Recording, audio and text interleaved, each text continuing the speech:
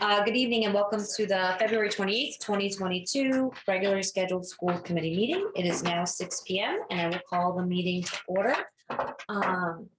If we have anyone who is audio or videotaping, please let us know now. There's nobody here with us and it doesn't look like anybody in the audience has raised their hand. We could rise for the Pledge of Allegiance. I pledge allegiance to the flag of the United States of America and to the republic for which it stands, one nation, under God, indivisible, with liberty and justice for all. Is there a roll call? Kathy, do you want to start us today? Kathy Saleh, Recording Secretary. Pamela Blair, Assistant Superintendent for Business. Gregory Thompson. Gordon Smith, Superintendent of Schools. Sarah Trulio. Joe Fonseca. Elizabeth Marcin Boucher. Nick Cassidy. Heather Brown, Director of Curriculum. Thank you. So we have some minutes for approval first off.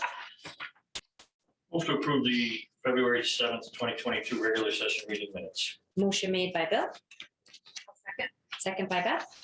Any further discussion? All right, all those in favor, please say aye. Aye, opposed nay, and that motion carries 4-0. All right, we have an opportunity for visitors to address the committee. I don't see anybody wishing to do so online, so we'll move forward with committee and subcommittee communications. Nick, do you want to start us today?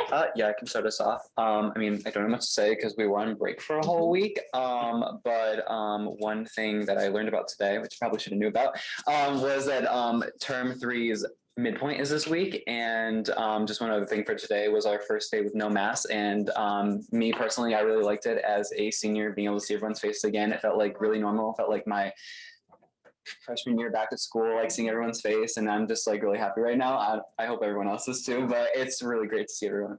And they made it. Thanks, Nick. Thank you. Okay, yeah, sure. Career and technical education students of the month, Matthew Meyer, Carpentry 2, and Kobe Law in landscaping technology and horticultural. Congratulations to both those students on their hard work. Excellent. Congratulations to them. I don't have anything today either. Greg? Just an acknowledgement of winter sports wrapping up. Athletes all around did a great job. Fans were great to see. A lot of students throughout the whole process, even through COVID. It was nice to see a lot of student support in all the events. Also, we have the Director of Student Support Services search process going underway. Next couple of weeks, the group will start getting together and we'll have more updates as we go. Which is great. Thank you for being on that. All right, so I think our first item is going to be the 8th grade waiver, and I believe Mr. McKee was in the audience. Yeah, I believe so. He has his hand raised, ready to go.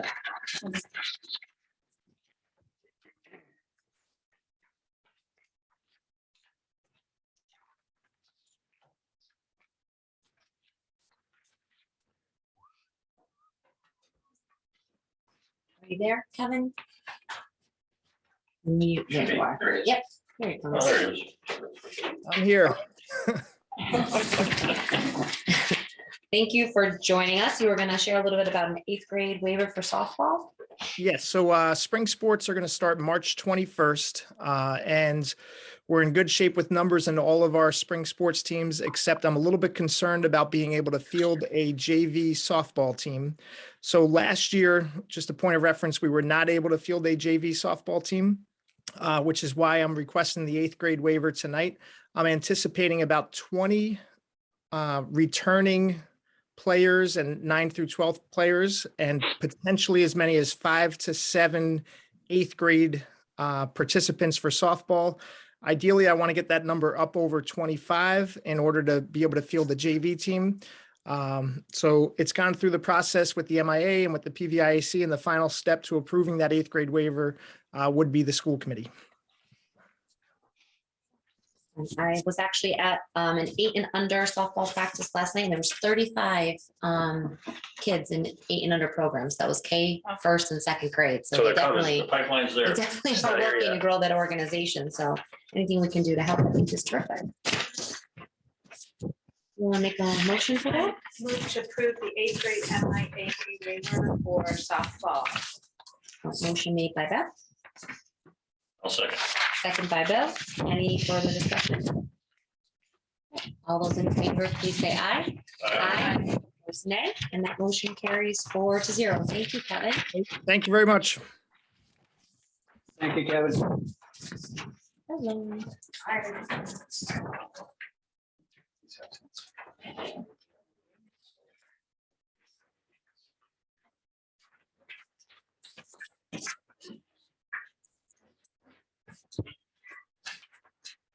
All right, thanks, Greg.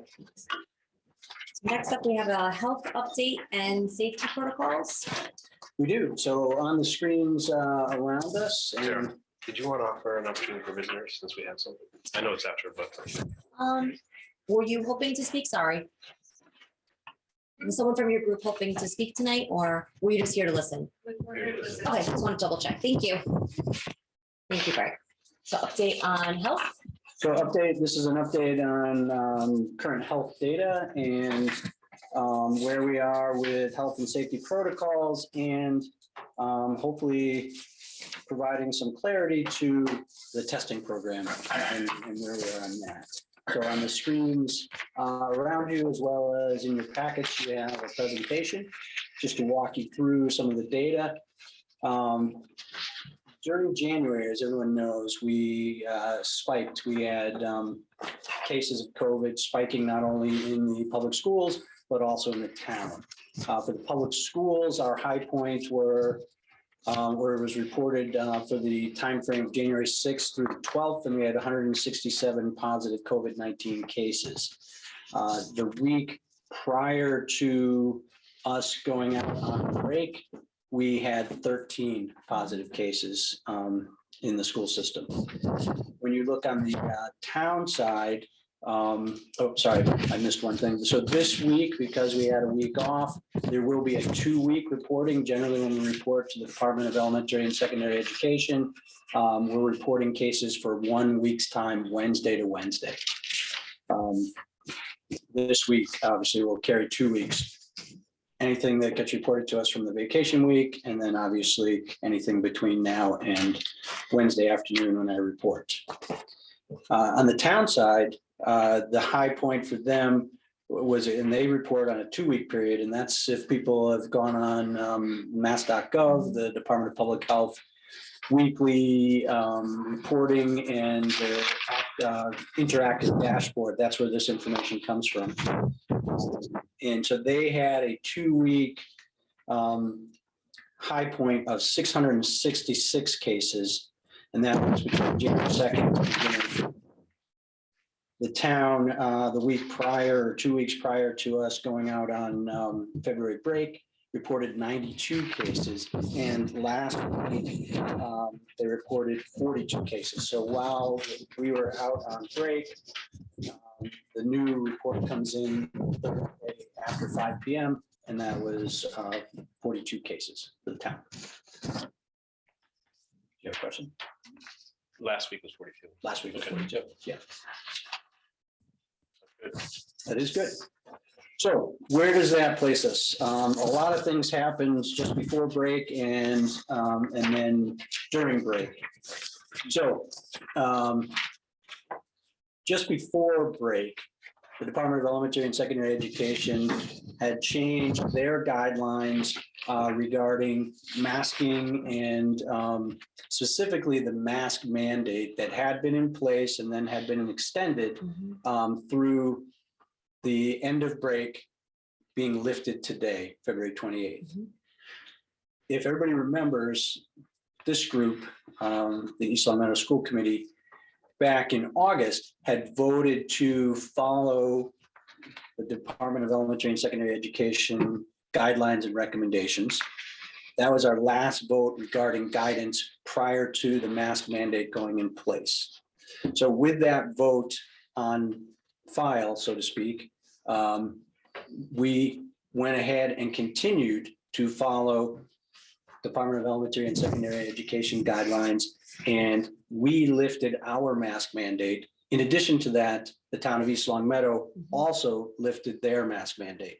So everything expired as we moved into today. Happy to report that today, from the principal's standpoint went very well. There was some confusion, which I will get to on buses. And so we'll certainly explain that.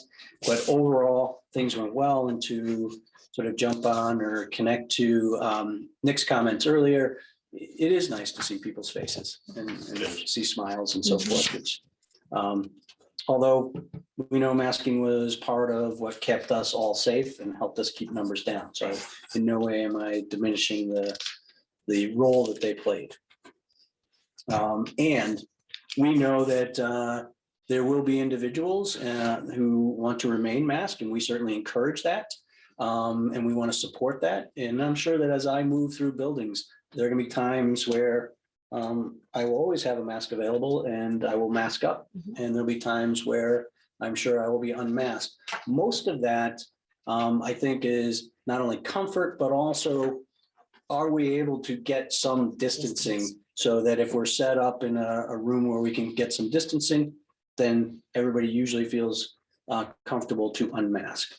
However, in our health rooms, that is still a requirement. So anybody entering our nurses' offices and the health rooms that connect to the nurses' offices, we do need to mask. So that's where not only the request in my first letter that went out just before vacation, and then my letter that went out last night, I just reminded people that we would like people to keep a mask available so that should a situation arise where they're entering a health room or, they're feeling like I'm in a large group, I want a mask, please do.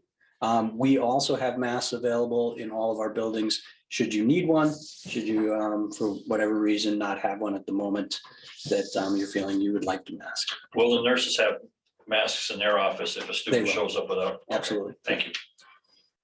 I think the bigger buildings have masks sort of set up around. Okay, Some in the nurse's office, some might be in the main office, and some might be in another locale. but that may be a concern, the reason I'm asking, I just want everybody to know that in the event that the child doesn't have a mask, they don't have to scramble to try and find one, the nurses will have one. Correct, absolutely. No, it's a good point. And so buses, and actually I changed it on this presentation that you're seeing up on the screens. However, the presentation that went out last week to all of you in your packets, as of sort of the posting date, if you will, it was still the guidance from the Department of Elementary and Secondary Education that masks are required to be worn in the health rooms and masks are required to be worn on buses. Then Friday, February 25th, the CDC revised their guidance. And as part of their revision, they also clarified the transportation or the public transportation order where masks are required on public transportation. What they defined was, or clarified for K-12 school systems, is that K-12 public school systems are not included in that order. So we are able to follow the recommendations of DESE, who at the beginning of the year had been strongly recommending, or actually mandating, that was the one area before they went to the full mask mandate, that buses, students remain masked, or all on buses remain masked. And so now DESE, in accordance or in coordination with the CDC, has gone to that it is the local district's basically option to decide whether you're going to mask on buses or not mask on buses. For today, unless the school committee chooses to change that, I have kept it as basically the same recommendation. If we're optional in schools, we're optional on buses. Now, the confusion came in that is not the case with all 7 districts in the Lower Pioneer Valley Educational Collaborative. The Lower Pioneer Valley Educational Collaborative provides transportation for all 7 districts. Some districts are phasing in when they're going to make masks optional on buses.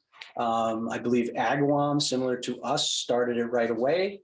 And some will begin as early as Wednesday. Others may start on Monday of next week. And some haven't set a date for that to happen, strictly for buses. So that's where I think The drivers probably had some confusion because they're dealing with communication, as were we, Mhm. that was coming on a Sunday. I'm trying to clarify communication for all of our staff and our families. And then the LPVC has the challenge of trying to clarify communication across 7 districts for their drivers. Yeah. And so certainly, if anyone had a challenging situation as they were getting on buses, I want to apologize for that. And I think we've squared that away, so we should be okay for tomorrow. It's the student's option to wear or not to wear the Did we mask. turn students away? Is that what happened? I don't believe we turned any students away. I think Okay. we provided a mask. Oh, I just think there was confusion. There was confusion as to Whether they had one or whether, Kids could get on. and in order to get on, I think they had to accept the mask. okay. Yeah. Roland Joe, the executive director, did call me this afternoon saying basically the same thing. And I asked him your question. Yeah. Our students turned away. He said, no, we had masks. Yeah. For the district staff. Okay. Because we were Had mentioned, them on the buses. right, Yeah. we were mentioned as well as Agawam being optional because of what Gordon has been talking Okay. about.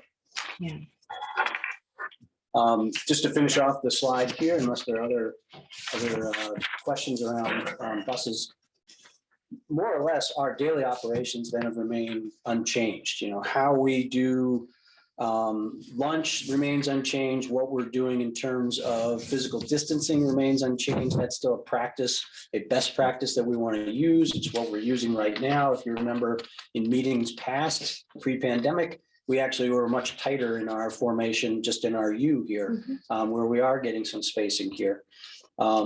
We also continue to emphasize hand sanitizing, whether it be with hand sanitizer or if you're at the elementary level and you have a sink in the classroom and you can actually wash your hands, that's something that we build into the routines. And so we want to continue emphasizing all of those as we move forward. Before actually I turn that slide, questions? At some point, we're gonna have to move closer to normal, but not yet. We're gonna keep that in mind. Correct. We're not gonna focus on distancing eventually over germaphobe kids. It's not yet. I know we're not there Yeah. yet, but I want to keep that in focus that we Yeah. continue to move back to normal. I mean, I don't think that classrooms were shying away, and Nick probably could answer this when we were masked, but they were shying away from partnered work or group work. I think there are some practices that we were doing in, say, 2019 that we're not currently doing. Mhm. And you're right, we would like to get Like back to kids on the those. carpet in the younger grades, Correct, having yeah, that I don't think we're supportive time doing, for them. yeah, we're doing a lot of that. We've stayed away from that. Yeah, But hopefully, as we continue down this road of progress, we can get back to that. okay. Are the teachers, like the principals kind of moderating it within each of the buildings to see how they feel, because you'll see, sometimes you'll see them post something, the kids are down there, and Mhm. are they limiting the time? Like that they're together, or? I are they think just kind of everyone's taking trying case to by keep case? in mind, the challenge is though, because you have to think, elementary school, it's probably a little bit easier. Yeah, But let's say at the high school level, if you are saying, all right, well, as long as I keep group work to, 9 minutes, that's not going to equal the 15 minutes. But then if every class does that, you have someone over 15 minutes. So it's so do you think that, challenging. like, kind of what Greg was saying, that the class, that like, as this year progresses, they might move into it more and more? Do you think just keep it status quo until the fall? I'm not going to say that we're going to keep it status quo until fall, but I think we need to see what March brings. Okay. I think just like we saw in the fall, Mhm. when we have good weather and we are able to open the windows, people are feeling a little bit more comfortable in doing different things. Are we gonna get the tents back for the spring? We are, I've worked with the Yeah. principals, and so anyone who wants the tent has the tent. And should we look into buying some of those instead of, Well- because it could cost less? I'm checking into that, Beth, but there is, liability and who's gonna set it up. Well, that's what I And was gonna so say. it's always a little bit more to it than so simple. I know, it just But we're feels like checking it's it. a nice thought moving forward. but because- some of those things can be a challenge. But Yeah. The All good right. news is tomorrow is March 1st, right? Yeah, So there you go. It is. we're seeing those windows can be open soon Yeah. and. So maybe in the new school building, a pavilion or something of sorts. There you go. That's like number one. Put it I in just 10. actually There you go. started we making do all know this that the stuff. Mass School Building Authority does not reimburse for central office, so we might just have a tent. A tent. Yeah. I'll make that motion. For central office. Proposed by the superintendent. Take care of that, Rob. Always saving us money. Gordon. Small heaters. Thanks, Gordon. You get all window now. There you go. But I do think just a huge thank you again to families and the building administration, the teachers and yourself, Gordon, too, like the amount of communication that has had to remain consistent throughout because the decisions are happening, like you said, on a Sunday afternoon and Yeah. being able to communicate that and barring the small miscommunication regarding buses today. I mean, that's pretty great that we were able to kind of come back from break and, you know, have that option for Right. families and. for Our students. families have been exceptional Yeah. and our staff really has been exceptional. You know, and you'll see this as we go through some of the mid-cycle data. The trust and communication between families and our nurses' offices has been just exceptional. And so, you know, that really has helped us make progress all the way through this pandemic. And so I can't say enough about our families and our nurses and our staff, you know, as a whole. What they've been able to do Kids, throughout. I'm the sorry, the pandemic. Yeah, kids. The kids have I think been the kids have been exceptional. Everybody. fantastic. Yeah. They've been far better behaved than any adult in the room, and I'm very impressed with that, myself especially. It really has been. We are always thankful for the students we have here in East Long Meadow. Yep. Especially Nick, at least when we're on camera, Nick. All right, so Okay. testing. Testing. All right, so this is, I know has been confusing, and we're going to try to this week make it as simple as we can and straightforward. So as of the last meeting, with your vote, we are technically participating in 3 of the 4 elements or parts of the DESI testing program. And so that's the test and stay, symptomatic testing, and home testing. However, once we start communicating and working with families on the home testing and the symptomatic testing, the reality is that test and stay goes away. Mhm. And so I know that that's going to be a little bit confusing, and I am working on something that I can send out with the opt-in letter, which would allow families to opt in to symptomatic and home testing or just home testing. But the fact that the school committee voted to participate in symptomatic testing, that made us eligible for home testing. So what are those 2 programs? Symptomatic testing is basically where if someone is not feeling well while at school and they have opted into this program, be it a staff member or a student, and they want to go down to the nurse's office and have a rapid antigen test that we would have in our nurse's office. They're one of those 15-minute tests done, accomplished by either one of our nurses or a CIC health worker. We do have 2 CIC health workers possibly joining us this week to help us get this up and running. But these would be people that we would be bringing into the building and, you know, allow people to get to know them and so forth. So it's not, we're just going to bring someone in just for testing. They would be a little bit more of a permanent fixture in our buildings so that people would know them, staff would know them, families would know them and so forth. So that would be symptomatic testing. Once the results came back from that 15-minute test, the person would know, do I have COVID? Do I not have COVID? Are my symptoms due to something else? Depending on what, if it's a student, the family wants to do, the child can remain in school. Obviously, whether it's staff member or student, if it's COVID positive, then we would be dismissing both individuals to go home and work through that situation. So symptomatic testing basically gives you, if you opt into it, the option to know, specifically, I would say for a staff member, probably most importantly, if you're feeling, I'll use myself as an example. I'm an allergy sufferer, so often I have some of the symptoms that would mimic the symptoms you look down the COVID list. If I cannot pinpoint that, yes, this might be due to allergies, or I am worried that I have more than a few of the symptoms, then I would go to the nurse's office, do one of the rapid antigen tests and see. And then if it's not COVID positive, I would cheer and walk back to my office or wherever I'm going in the district. But that's what symptomatic testing allows you to do. Mhm. With that said, home testing. If families opt in for home testing, what this means is that we as a district would receive these small, I think they're called live-in, that may or may not be the company, not the Binax now, it's a different type of kit. You've seen it because these are some of the kits that were pretty popular just after the holidays. There are ones that we were handing out. There are ones I think that municipalities were handing out.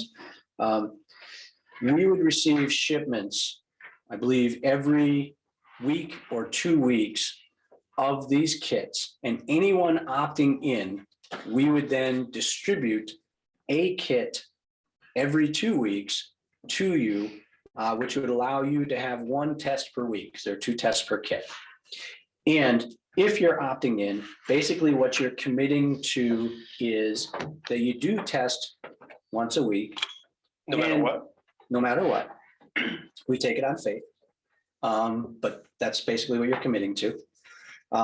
Should you test positive, similar to what people are doing now, that you let your building nurse know. If you don't test positive, we don't need to know anything. So that's what the request is. Basically, if you opt into the testing program and you're getting a testing kit every 2 weeks. What it does away with is contact tracing. But I think that was the goal of this. No, absolutely was the goal. Yeah. I think DESE started to see the burden, the incredible burden and the incredible job that our nurses were doing, but how long it was taking to do contact tracing. And that's not just East Long Meadow, that's across the Commonwealth. And they were looking, their testing program, I believe, had reached a level of success, and they were looking to take it maybe to another level. And this is what came out of that. This was something that was new as part of their testing program. I believe they announced it somewhere around January 18th. So these tests are the same that you can buy at CVS, Walgreens, Yes, and basically we're just providing tests. although I think they're harder to get through CVS and Walgreens. Still, Yeah. are they? I think so. I could be wrong on that. Yeah, no, so that's what I'm wondering, if someone's home and they're sick and they go to they Yeah. do the same thing by taking a test. Yeah, I mean, they're all relatively similar. Yeah. Even the Binax now is similar. It's got a couple different steps to it, but sadly, I'm becoming an expert on all these different tests. There's another test that you can get through the post office. And I have that at home. I have yet to try it. Oh, yeah. I'm looking forward to it. Yeah. Should be good. So are we gonna get the number of tests relative to the number of people that sign up? Is that directly So correlated? this is a nice thing, at least for the beginning part of this. I can put in estimates. Oh, okay, So knowing that we had 500 families, or 500 actually families and staff members total, that consented to test and stay, I actually estimated higher, thinking that people may, if they, they may not want test and stay, which was every day, if they're identified as a close contact, but maybe they'd be interested in doing something at home, privacy of their home, once a week. So I have already put in the first order, and I wasn't sure what they were going to approve, they being DESE, they did approve it. So we should hopefully have enough tests that when I send it all out and we get people starting to opt in, that we can begin this relatively soon. do we have a good supply for symptomatic testing? Right now, all we have are the test and stay. If we can use that for symptomatic Aren't they testing, the same antigen tests, one's Binax now, the other one will be but just different name, they're all antigen, correct. yeah. Yeah, they are. However, we Well, should we get our should be able first, to use them. we for should get our testing first day. shipment in by next Wednesday. Oh, for the symptomatic? So you did overestimate that, because like, I know I didn't sign my daughter up for the test and stay because I'd be poking at her and be like, and then I would sign her up Mhm. and send her off as soon as that kicked in, you know what I mean? I was gonna wait. Which probably So- was so the hope- wise, the but I hope will think we be just did that, is what I'm getting that at. it does come through. We get the shipment by next week. We're ready to go. Okay. And We're gonna different- have, as I said, CIC staff starting with us this week. The hope also is that we can get, hopefully this presentation helps, but that we can also get a letter out and the opt-in form out. Yeah. One of the things that we're sort of debating right now is I'd like to do it all in one form. I don't know that that's gonna fly in terms of how DESI has defined things, because and now we're literally debating words because one's consent and one's opt-in. Oh, the test, the symptomatic is consent. Correct. Opt-in. And so but what I've also, to be completely transparent, the discussions behind the scenes have been, as we develop this stuff, is that everybody realizes, because we got a lot of questions on the test and stay form, that consent more or less had everything on it. So people ask, well, if I consent, am I consenting for everything? And that's when I clarified that East Long Meadow Public Schools is only at this time participating in test and stay. However, now here we are, that consent form for 500 people still has, that they've consented for symptomatic testing. However, I want to stay true to everything we've presented. And so this would be an additional. Yeah, because the box wasn't checked. Well, I think you have to. Correct. But technically. So they didn't consent to it. Well, no, technically by Oh, they sending did? it in, yeah. Oh, so Yeah. use that. No, But I'm I think- staying true to what we presented. I'm kidding, clearly. So, That's so I think, and unfortunately, what it means Not the for 500 people. our families and our staff Yeah. members is there are gonna be two forms. Yes. Right. Oh, yeah? Yeah, and so it won't be too challenging. we They're do gonna one be form? Google Forms. Okay. It'll We be can challenging stack on forms at the, beginning of the it'll year be for the challenging kids to on fill the out. other They'll end in handle our offices, because that means you have two different spreadsheets locations. plus your other Yeah, spreadsheet that you're yeah. already managing. Yeah. So you're gonna have three spreadsheets. Yeah. That's all right. They make us sign a lot of things. Yeah. Right. Good luck. So anyway, hopefully that has helped not only all of you understand, but anybody who may be watching at home or here in the conference room, sort of where we are with everything. I think one thing just to also point out is previously when we talked about test and say, we had numerous conversations about the fact that didn't necessarily apply to students who were vaccinated, test and stay, because Right. by nature of being vaccinated, they were not deemed close contacts. Correct. The That's still home true, testing yeah. and the symptomatic testing, though, could be available and Right. are available Anybody can use that. regardless of That's a good vaccination point. status. Yeah. So Yeah. if there's That's a good point, families yeah. who didn't opt into test and stay because their child was vaccinated, these other options might be things to consider. Right. Because vaccination status doesn't impact why you might be Right. participating. Right. Is staff still available or Yeah, staff. eligible? So all of this is for staff and And students, students, yeah, okay, which great. is great. That's an excellent point, that, people may want to opt in regardless of vaccination status. Free tests. Well, that's it.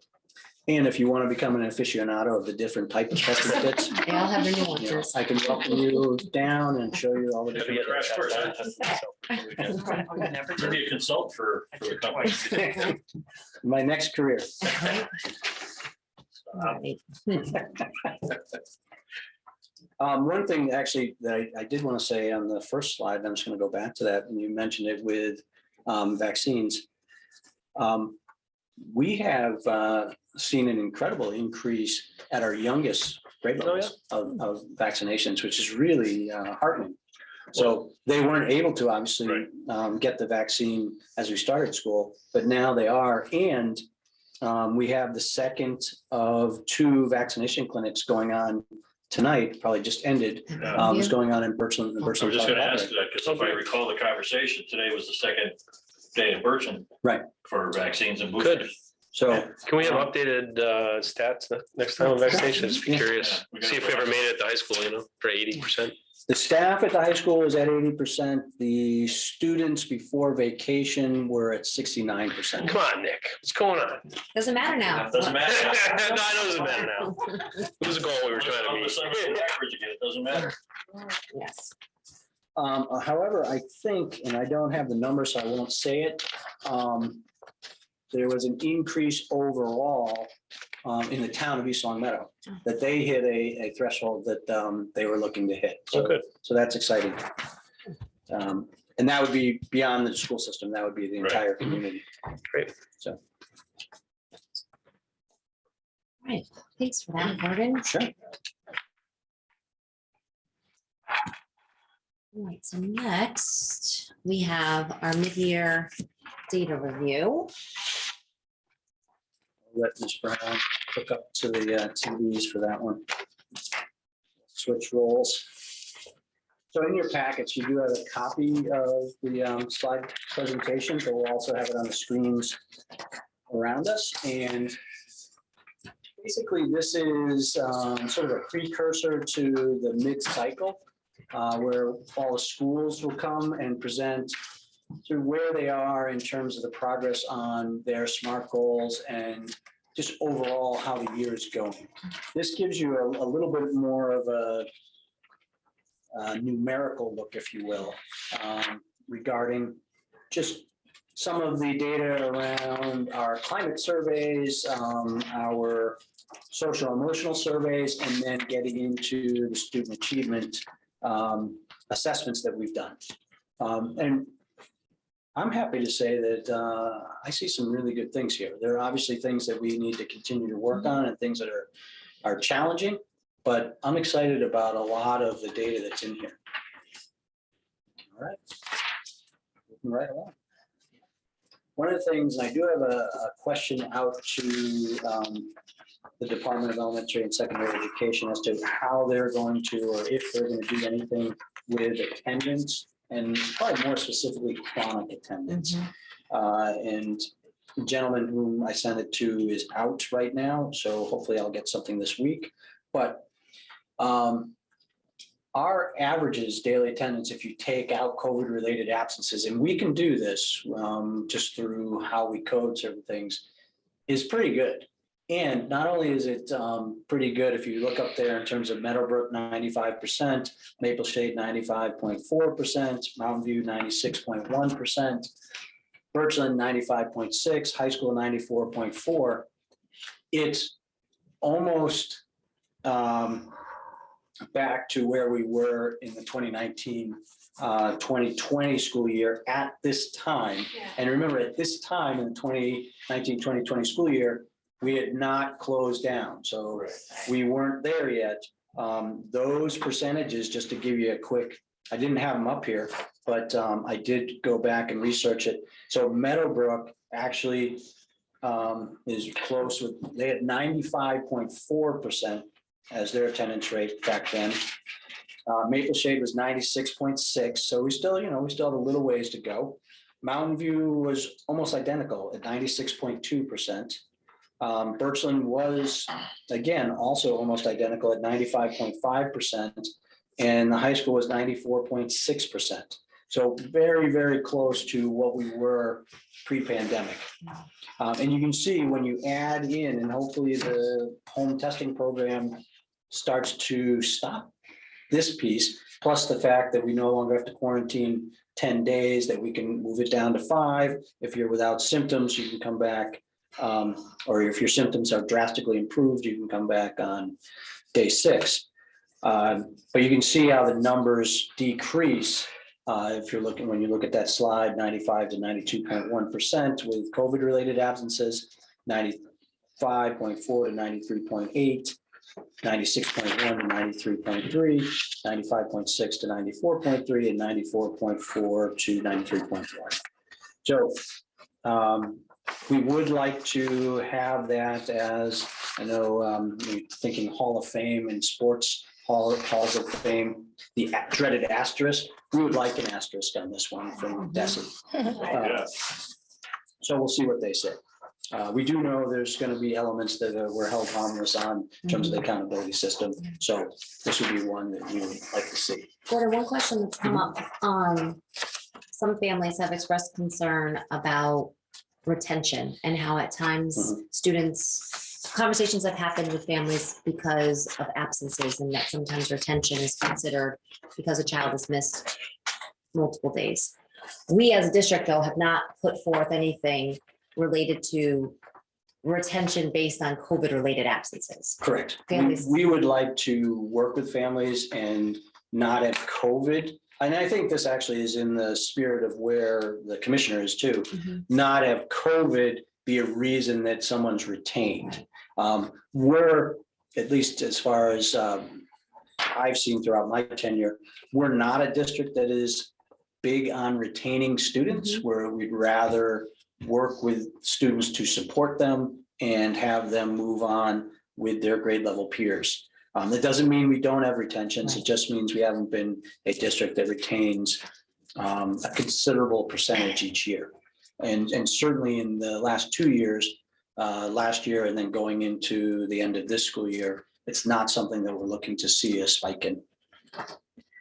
That's good. And if school or if families have concerns or think that that's a. They actually population can connect to their principal. principal. Yep. And certainly I'm happy to answer questions as well. Yeah, Thank you. sure. How do we work that though? I'm going on a, like if you had a family who was really concerned, especially if they had a student that was coming in, they've been having difficulties, they're not keeping up, especially if they're younger, you know, they're that August baby or the July baby. Do we work with the families? And say if the family wants a child. So that's a unique scenario. It's not generally the norm, Right, but we certainly will work with the family. You know, part of that whole process, the family input is key. You know, there's input on all sides, so to speak. You have the academic input, you have social elements that, you know, in an aggregate, we're going to be reporting out on. right. But you also then have what's going on at home. What is the family seeing? What would they like to see happen? Okay, because I'm just thinking a lot of parents could be thinking in there, I don't think there's a lot, there might be a few parents feeling they're young, they're young anyways, why push it, you know, we still got unknowns coming, so, okay, Sure. all right. Yeah, no, this is, there have certainly been a lot of challenges with COVID, but there have also been silver linings. And one of the silver linings is that we get to look at a lot of our processes and sort of rethink, how are we doing this? Why do we do it this way? Anyway, so that's Hopefully we see those numbers continue to go up, because I right. feel like it's always, I don't know, it's a little confusing when you see percentages in the 90s, but when you think about 92% of 180, that's still 15 days. That's 3 weeks of school that Right. Yeah. some of our students. And hopefully those aren't all COVID related, but in terms of those kids that might be considered chronic absences. But the question was, we know that we have had families who have had to quarantine twice. Yeah. More some So that's 20 days right Wow. there. That's a lot. So I this is think where there's families. we would too. like to have the asterisk. Yeah, I Yeah, think there's I families think they too need that to are give it keeping to their us. kids home if they know somebody in the class. I think that they're holding. And I think there have been, yeah. Fearful. Oh, I think that's happening, yeah. Hopefully with the test. That one's harder for us to report. And it I is, know. it's not, it's But it's not just for us to reality. know, Yeah. but it's, yeah. Right. It's the reality of the whole thing. Sure. All right, so now we're moving into some of our social emotional data, and we do use Panorama. And this was a slide that I know that Ms. Brown had presented earlier in the fall, but just wanted to revisit if you want to just kind of walk us through. So the way, based on the responses, Panorama calculates the percent favorable. And so it can kind of get confusing when students are asked a question like about challenging feelings, and then it's reported as percent favorable. So one way to think about it is if the question was about, for example, challenging feelings, and the percent favorable was 88%, that means only 12% of kids reported those challenging feelings. So it's always in the positive, if that makes sense. And when we go through this, if you have questions, we can continue. Yep, so this is the K-2, our teacher perception, are based on teacher perceptions. So the students aren't actually taking the survey and self-reporting. But what's really great about this is you can see that there's these arrows up there are the increases from the beginning of the year. So there's been significant growth, which is a testament to all the work that folks at Meadowbrook have been doing to help students learn and also hone those social emotional skills that were challenging to hone when they're doing at-home learning, things like, social awareness, for example. And so that's improving. And that was our greatest increase is in social awareness. And the other thing that's interesting is all of these scores are higher than winter 2021. So That's nice to see. And it's nice to see that this is our staff in the youngest grades. This is what they're seeing. yes, And so when you see jumps of 11, 8, and you had a few 8s in there, that's nice to see, because sometimes it's hard if you're working on a daily basis in the situation to actually step back and see that. So that's good news. Looking at our 3 through 5, so this is our well-being survey results. This is the second time around students have taken this, and we're seeing some good numbers here. A slight percentage drop there on supportive relationships, but the fact that 90% of our students are feeling that they have supportive relationships at school, and that puts us nationally in the 99th percentile, that's something to celebrate. And to the point that Ms. Brown was making, so you have 73% feeling, that they're overall throughout the week are having positive feelings, and then 68% reporting that they're not experiencing challenging feelings during the week. And both of those, although they seem, obviously they are lower than the 90%, are in the 99th percentile. So from a national standpoint, we're actually doing incredibly well. We would like to increase those numbers, but we're really happy with supportive relationships. And as we go to the 6 through 12 slide. before we do, I just Oh, wanted I'm to sorry. point out that we have the staffing in 3 to 5 to provide second step, this SEL curriculum to every grade. So we're using adjustment counselors, the counselors, and the school psychologists. So all of the students are receiving that. So I think that's a huge part of it too, really kind of emphasizing those. Well, I think recognizing that there was a need to support students beyond the academic realm, and then putting in place the staff and the curriculum in order to do so, and then being able to look at the data that's speaking to it having an impact. Right. Do we have the teachers? I'd be curious, I guess you can't really, if the teachers ever did this for 3 to 5 to see if they can sense, like with the challenging feelings, like, are they seeing this, or are the kids really holding that in? Do they ever have a thing like that where the teachers would do it on behalf of the students? We haven't done that, I but don't know, maybe it's not necessary, but I would be curious But to the know. if- MTSS teams are that's what I was looking just saying. saying. into, so what they're able to see and start to break down is, okay, where and why are we experiencing challenging feelings? They can break it down. This is aggregate, remember? Okay. So you're yeah. combining 3 through 5, 6 through 12. They can Yeah. break it down by grade level, and they could also break it down by classroom, I believe. if they- Individual students, we can't see, they can't see what the kids reported, I know in terms of every question, but they get a percent favorable for kids. So if there's a student who's not reporting a lot of supportive relationships or positive feelings or challenging, then the MTSS team can look in further and see if the child needs extra I guess support. that's where I'm going. Yeah. All right, thank you. So 6 through 12, we have 88% of our students reporting positive relationships, or supportive relationships rather. And, that's a small jump from the fall 1 percentage point, but again, in the 99th percentile.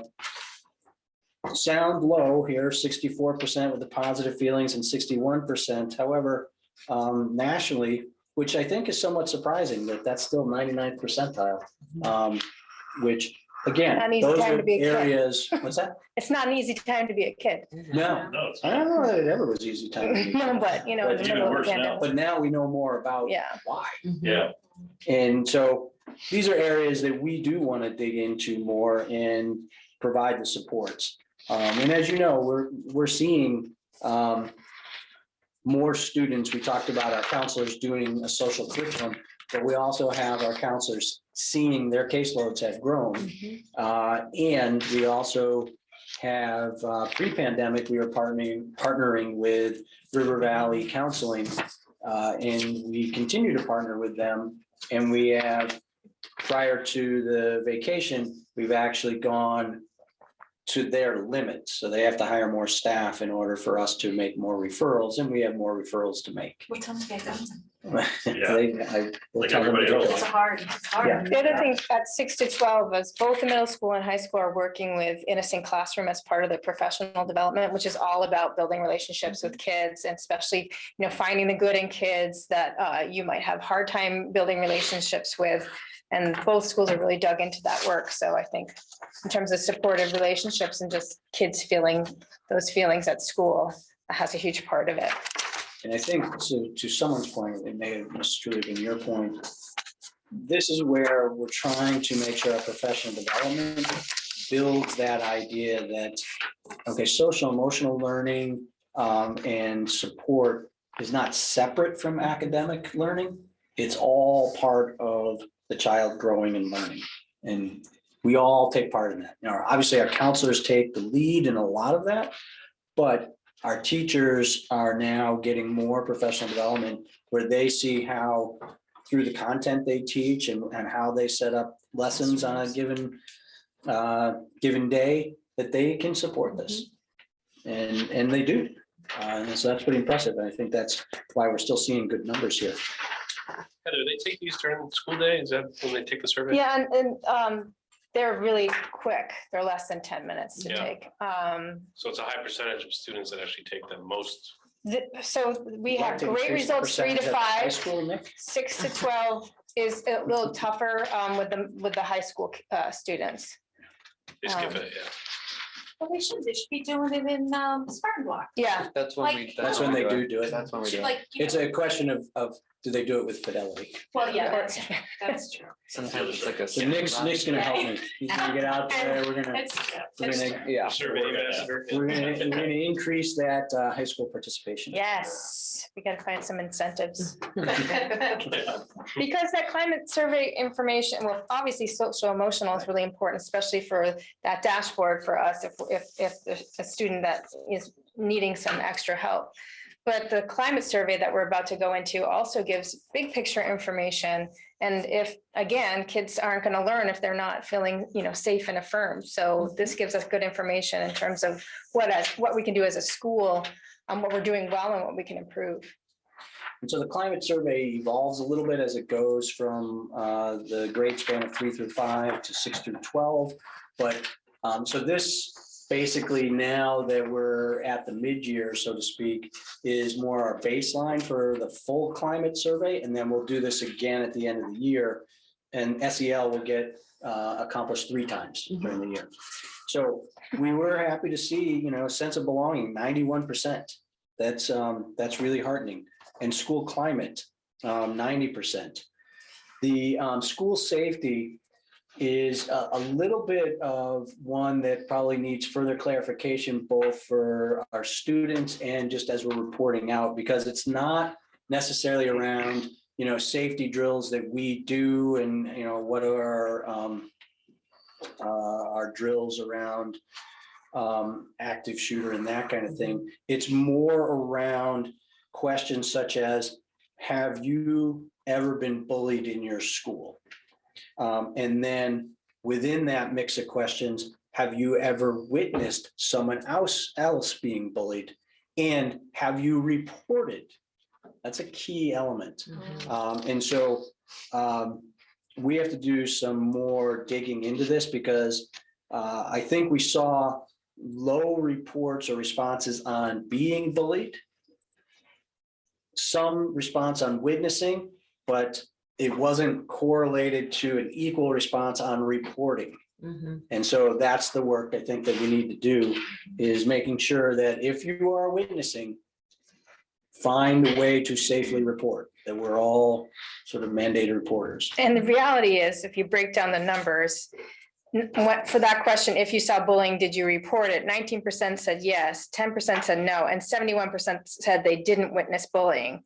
But because of the way the question was asked, this is one where we created our own, it reported in the negative. So it actually kind of brought down those numbers. So school safety is actually higher. Right. Yeah. And then the engagement piece here It's also a is misnomer. not about learning engagement. So we have to look at that too, and how we ask it. It's strictly about, do you engage in after-school activities? Oh, after school. Okay, so this is 3 through 5. And remember, we don't have a lot of Yes. after-school activities, so I'm kind Yeah. of impressed that 42% said they are. Or they didn't understand it. Or they didn't understand it. So Because you're that looking one- at something and they may have looked at it the way you said it the first time. correct. Are you So, engaged in school? so again, I mean, this is our first run at the climate survey, so we may want to I think adjust Take that that. out next There's time. multiple questions per category, right? There's more than just 4 questions. Yeah. We should ask the kids, maybe, like, going back to school safety. It's hard for a kid to go share that someone's being bullied. Yeah. And I think there's that fine line between tattletaling, Mhm. figure it out for yourself, because this is what you learn by figuring out how to figure things out. And maybe if we ask the kids, how do you want to approach being able to tell if you think someone's getting bullied? As opposed, because that's a hard, Right. that would be hard for, Yeah. I think, any student, so that, and if there's like a conversation with them about it, then maybe they'll understand it better. And I actually, I think our counselors are getting Are into they those doing kind of that? conversations. Okay. Yeah. And the MTSS teams, I mean, part of what they do with this question is then go, well, what's at the root of this and what can we do? And that might be something that they look into is, Right. you know, Yeah, like how, asking let the kids. talk about like Right. how they're best gonna do it, because again, it's a lot of, oh, you tell me again, it's like, you can't, and I've been there, like, unless somebody's bleeding in my mind, I'm thinking to myself, I don't wanna know, but really, that's a bad attitude. but only 10% You know what I'm of the saying? kids who said we saw it said no. Yeah. 19% said they did report it and 71 said they never saw it in the first place. So Yeah. that's actually Well, really good. that's That's good, that's good, all right.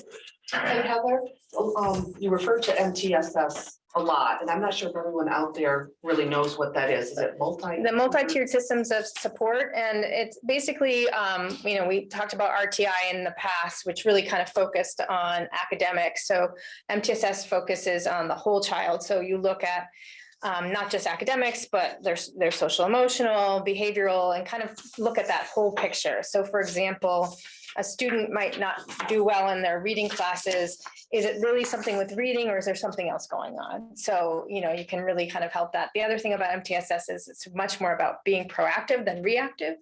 So looking at this kind of big picture information and kind of seeing what we can do as a school to remove barriers before they even become barriers for kids. Thank you. Thank you. Yeah, good question.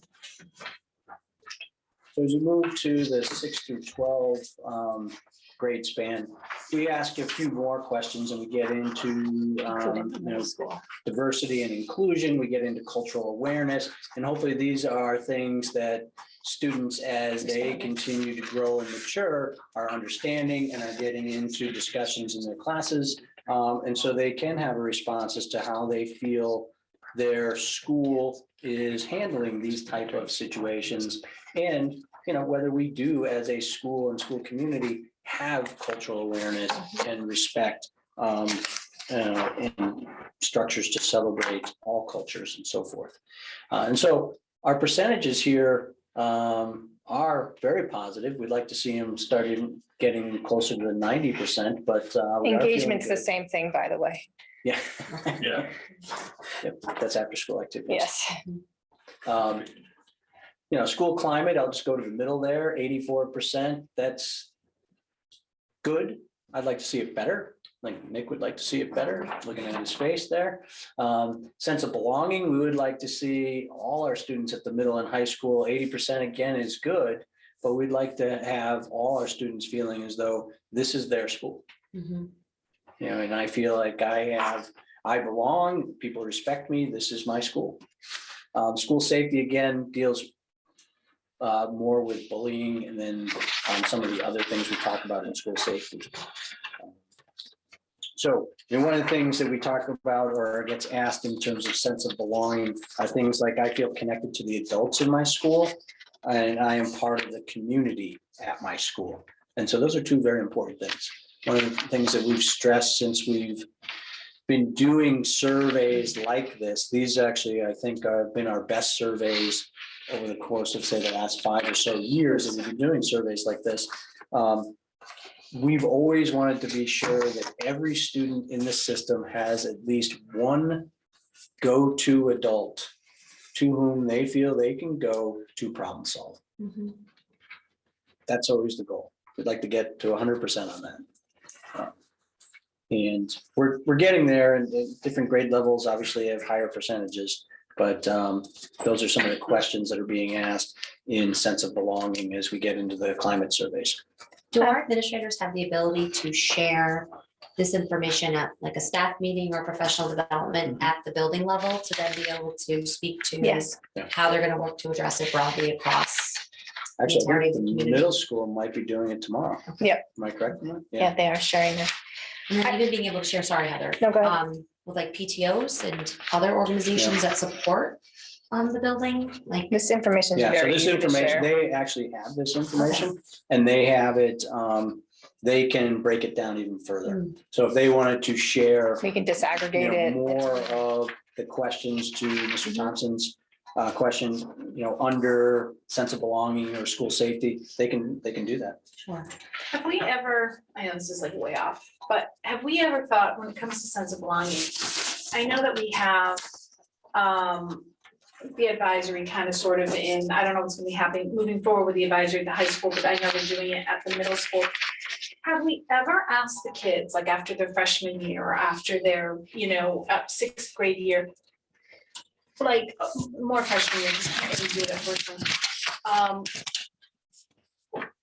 Who they would like to have as their advisor. I know sometimes the kids, if they, if we ever said, are there 2 or 3 teachers that you would like to maybe be placed with for the next 3 years? And then they get a little bit of a say of who they might want to be with. They have to give a couple options possibly, because obviously, but I don't know, maybe that would give them a sense of having that one adult that they feel they can be connected to. I'm just thinking, like, I know that if you really want to, they'll move you. But I mean, there's a lot of kids out there that aren't gonna think to say, hey, I think I'd really like to, and I don't know, there could be that one person that they really connect with and they might have a little bit of trouble and they're not gonna say it, but if we ask, Yeah, just a thought. it's a good point. No, it's an excellent point. And I think if they're trying to move to this house structure.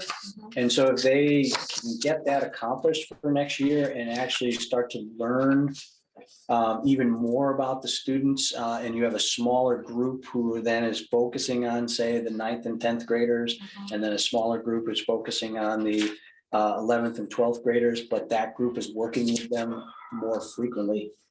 They can do some of You that. say in terms of guidance. Right. Yeah. Well, it's more than guidance. So It it's is. guidance, it's administrators, and it would be your class advisors. That would be your core group.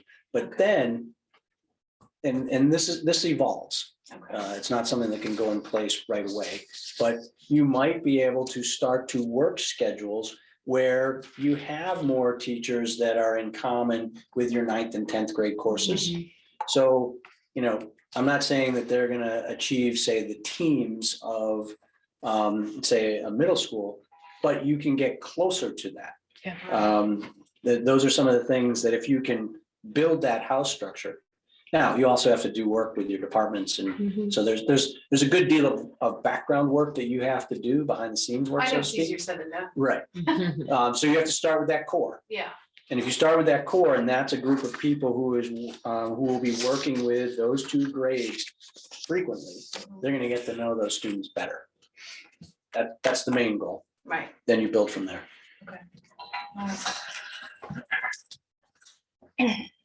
So we're gonna move into some academic information. Well, I ready for K to 8, and then we'll look at the PSAT 9 through 11.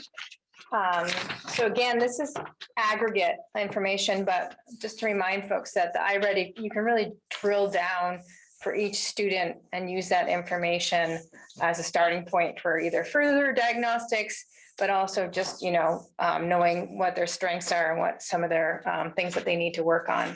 So when you're looking at the charts, this is if you remember in years past, they have different views depending on the time of year. This is the standard view.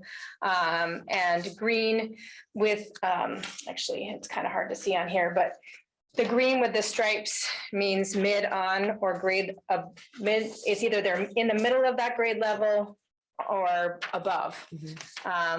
The regular green means they're early in that grade level. The yellow means 1 year below. The red means 2 year grades below. And then the red with the stripes is 3 or more levels below. So this is the iReady reading diagnostic from fall to winter. This is actually, I'm going to show you the kindergarten, but this is 1st through 8th because kindergarten has, they don't do the fall diagnostic what everybody else does. There's kind of they wait a little bit. But as you can see, there's growth in terms of the amount of kids on or above grade level and a reduction in the number of kids who are one grade level below or more. Simply put, you want the green to grow as we go through the Right. year and the red to reduce, and even the yellow to reduce, and we're seeing that. And actually, is it the next slide? I think the next slide shows that we're really close to pre-pandemic. Yeah. Which is both good. Maybe it says something about where we were pre-pandemic, but I'll leave that aside. Heather, I know we talked about this, I think we did it before, but do the benchmarks, does the bar move throughout from one diagnostic 1 to diagnostic 2, meaning they're at a different point in the year? Is the bar at a different level or not? Because I can see it's not. The bar does move. The expectation From 1 to moves. 2, it's moved. It moves. However, the kids get questions based on how they answer, but they're still being compared to kids in their grade level. Okay. So So I mean, I might be reading at a 2nd grade level in 5th grade, so I might be getting 2nd grade questions, but I'm still being measured against what I'm supposed to be in terms of a 5th grade mid-year, Yeah, not beginning year. right. There's the Right. beginning, the mid, and then the So end. is early on grade level on diagnostic 2 actually behind? Technically, but if you think about the number of months, it's It's still early. I would consider green on grade level. They're in the developmental. Are we doing it again though in The the, fall and in the the end of spring? year, yeah. so will that be considered late if they're early? If On they're grade still level, then they're early at behind. the end of the year, then they're behind, yeah. So really that, But this is not apples to apples in terms of cohorts, but this was the winter, the fall to winter now, and then the fall to winter 2019 to 2020. So this is right before we left. We went to remote learning, yeah, so similar results year to year. which considering the pandemic is pretty awesome, Yeah. right? Because these are kiddos that we're talking about Right. have, gaps and all kinds of different things depending on what's March going of on. 2020, they were closed down. Yeah. So, there's obviously things that we can do. We're going to talk about that, but that's the exciting thing. It's like, imagine when we have in-person learning and no more interruptions of quarantine and this and that. And so these are actually some of the cool things that we can share with teachers to reinforce what an incredible job Yeah. they're doing. Given the fact that you had students in March of 2020 who went to a remote learning that really wasn't set up the way we had set up when we started the 2020-2021 school year. And then they went through that school year where they were all remote, then they were hybrid, and then we were all in person at the end of the school year. So they had 3 different instructional models. And we didn't do it the 21 or the 2021 school year, is that correct? No, we didn't compare that. I We didn't did put do- that in there because I felt like this is in-person learning versus in-person Yeah. learning. Right. Wasn't that much off? I'd have to look. I think we only did end of the year. last Yeah, things were very We didn't do it. Well, interrupted. yeah, that's what I mean, we Yeah. didn't do the whole complement. And some Yeah. kids, like, depending on the time of year, some kids took it at home, some kids took it. And so iReady even gave us, don't take this information with a grain of salt considering. So, but yeah, like you said, it's just a testament to what administrators and teachers are doing. and despite the continued challenges of teaching during the pandemic.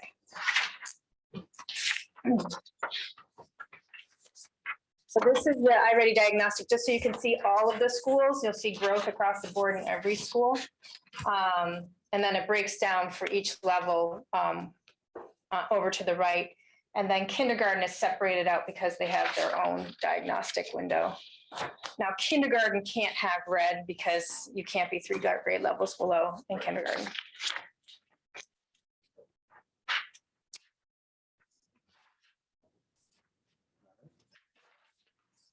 I think the data is probably most useful year after year, Heather, is that correct? Yeah, and- Cohort versus cohort. Yeah, and you know, you use it for different purposes, right? So Yeah. the teachers have class data, they have student data, and the idea of our common planning time, which we're hoping to improve and increase, is also to look at this kind of information, other formative assessment data to see what kids need in the moment, right? And not waiting till the next summit of assessment, but really seeing, well, where are kids kind of breaking down in their understanding so we can address it now in that what I need block. So that's kind of part of what we're trying to do. And again, with the what I need block, it means they're not missing their normal instruction. So we're not pulling kids from math class to work on math gaps, because then they never catch up, you know, because then they're missing grade level math. So Potentially the teachers are seeing patterns or gaps in making changes classroom wise and individual wise. Is that a fair statement? can you say that again? Reflective of the data, once they get the data, they can accommodate if a classroom is showing concerning data, a large class or individual students. You're Yeah. saying they can drill down all the way. They can drill down. And then the MTSS teams can also look at this and say, whoa, you know, what's going on here that these kiddos are not showing growth? And Right.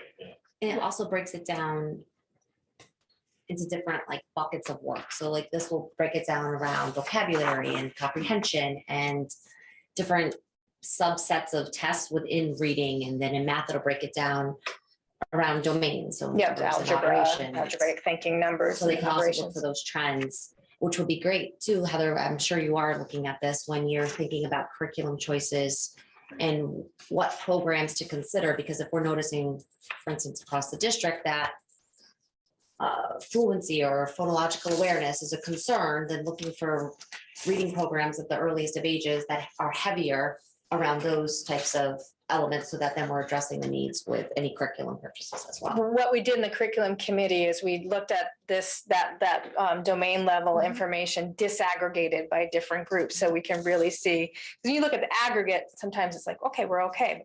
Who is really needing something different? Absolutely, which is great.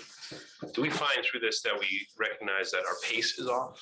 Is our pace ever off in terms of, You know, is that too deep? in? no, I'm just thinking about, you know, there's the pace that you're supposed to be at, right? Yeah. And then there's the reality of the kid. Yep. So, you know, what do you do when a child is not understanding? You don't want to keep, you know, or the majority of your class is not understanding. You want to keep plowing through, right? So it's always a dance of Yeah. where do I reteach? Where do I go back? Where do I have this small group who might need this reteaching while these kids are continuing? And that's what makes teaching so complicated. Right, exactly. Yeah. And that's where if we can achieve more consistently that what I need block, that can help with that whole idea, oh, I can't move forward, because it gives them an opportunity to address some of the things that they recognize, okay, we need to revisit this. Mhm. It gives them that extra time. Is this what we're talking about, the new schedule? Yeah. And That's in getting the rid of elementary Spark Block? schedule. Oh, this is elementary schedule. Elementary. This isn't started yet, though. Is it? We have more of the collaborative time built in right now, but we need to have that more consistently and the what I need block. So this is something that we started discussing really during the year of the pandemic, and it was shut down and everything was shut down. We got back into it and really dug in the spring of last year, and in the summer, we were able to come out of the summer with schedules with more collaborative planning time. And that was something, you know, having been through negotiations that we discussed with our teachers union. Now it's taking it to that next level. So that's where we are. We have to have more discussions this spring as to what that will look like. And make it happen in the summer as we actually finalize building schedules.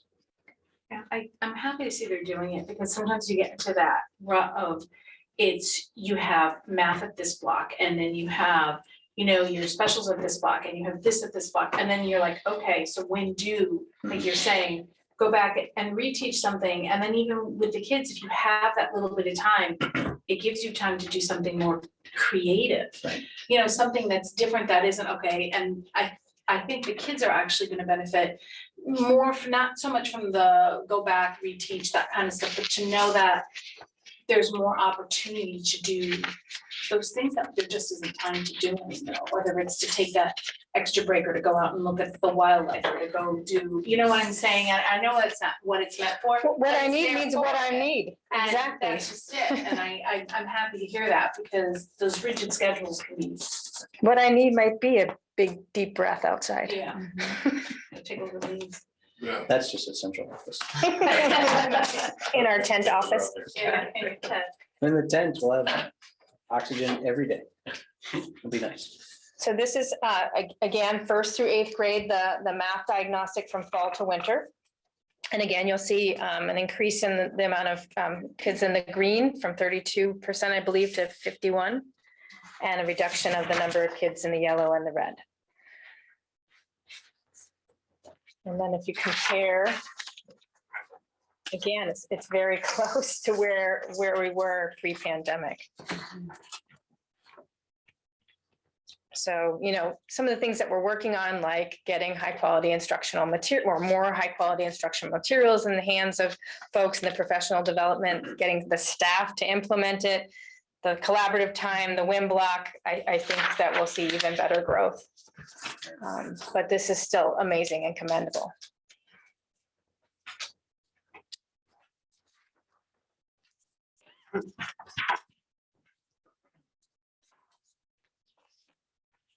And this is all of the schools. Low participation in the lower levels, huh, on these.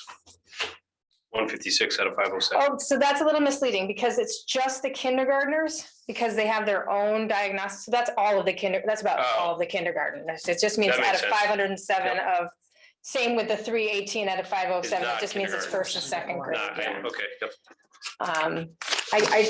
I separated for 2 reasons. One, logistically, it's just easier with how the information comes across in iReady, but 2, I mean, there's a difference between a kid taking the diagnostic in September versus November. It kind of is interesting, the kindergartners in both of these, it's kind of like they really haven't been hit by what's happened because they've come into a semi-normal year. I mean, masks with, but it's nice to see they're already, a lot of them are at grade level, more than 50%. And there's a lot of great things happening too around math instruction. I know the middle school, in addition to this is the regular math curriculum, they've really been focusing on using iReady and those paths and making sure kids are using that iReady time to work on what they need to be working on.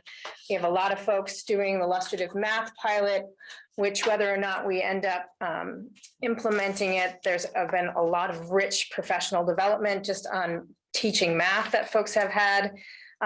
ST Math, which is one of our personalized learning. We had a professional development on all of the new features for using that data. So and also I should say the K-5, we got Graham Fletcher's fluency kits, which are basically game-based things to help kids with their math fluency in addition, subtraction, multiplication, and division. So there's a lot of different resources and things going on that are supporting. But again, it all takes the effort of the teachers and administrators. Right, we ready for PSAT? And they'll take this again in May. Yes. So that'll give us a final kind of dipstick before we receive our MCAS results, because if this is trending similar to where we were. Because this is going to show us correlate a little bit better. So this is actually really nice for us for the first time to present data at the high school level that we hope over time will do similar things to what we're seeing with iReady, seeing with ST Math. And So this is the first time we've gotten our PSAT, gotten our 9th graders through 11th graders to take the PSAT uniformly. And the idea here is that over time, we're going to start seeing these benefits. And it's, obviously, yes, there's a benefit that they're taking the test, and so then they are better prepared to take the SAT should they want to take that and use it as part of their college application process. And that would be a strong recommendation to do, whether you use it or whether you apply to a score choice school. That's certainly each individual's option. But what it also does is it starts to personalize, because you get so much more information as you start to break down how the child did on specific questions and so forth, and categories of questions, so that the guidance counselors can start to look at and start to personalize their academic planning, which would really help us if we move into this house structure where we're starting to really get to know our students well in terms of what their strengths are academically, what their challenges are. We'll get reports around how they're doing with reading, writing, and math.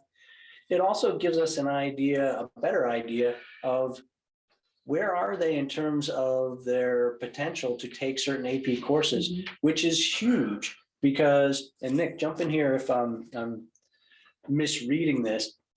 I think a lot of times our students shy away from AP courses because they think, oh, well, I'm not ready for those. I don't know if I want to take that rigor.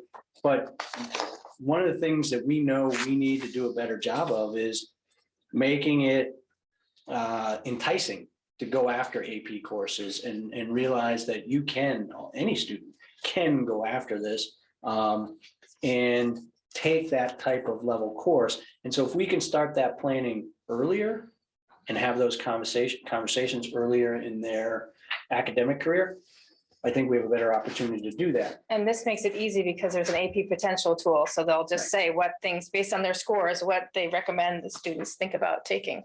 Right.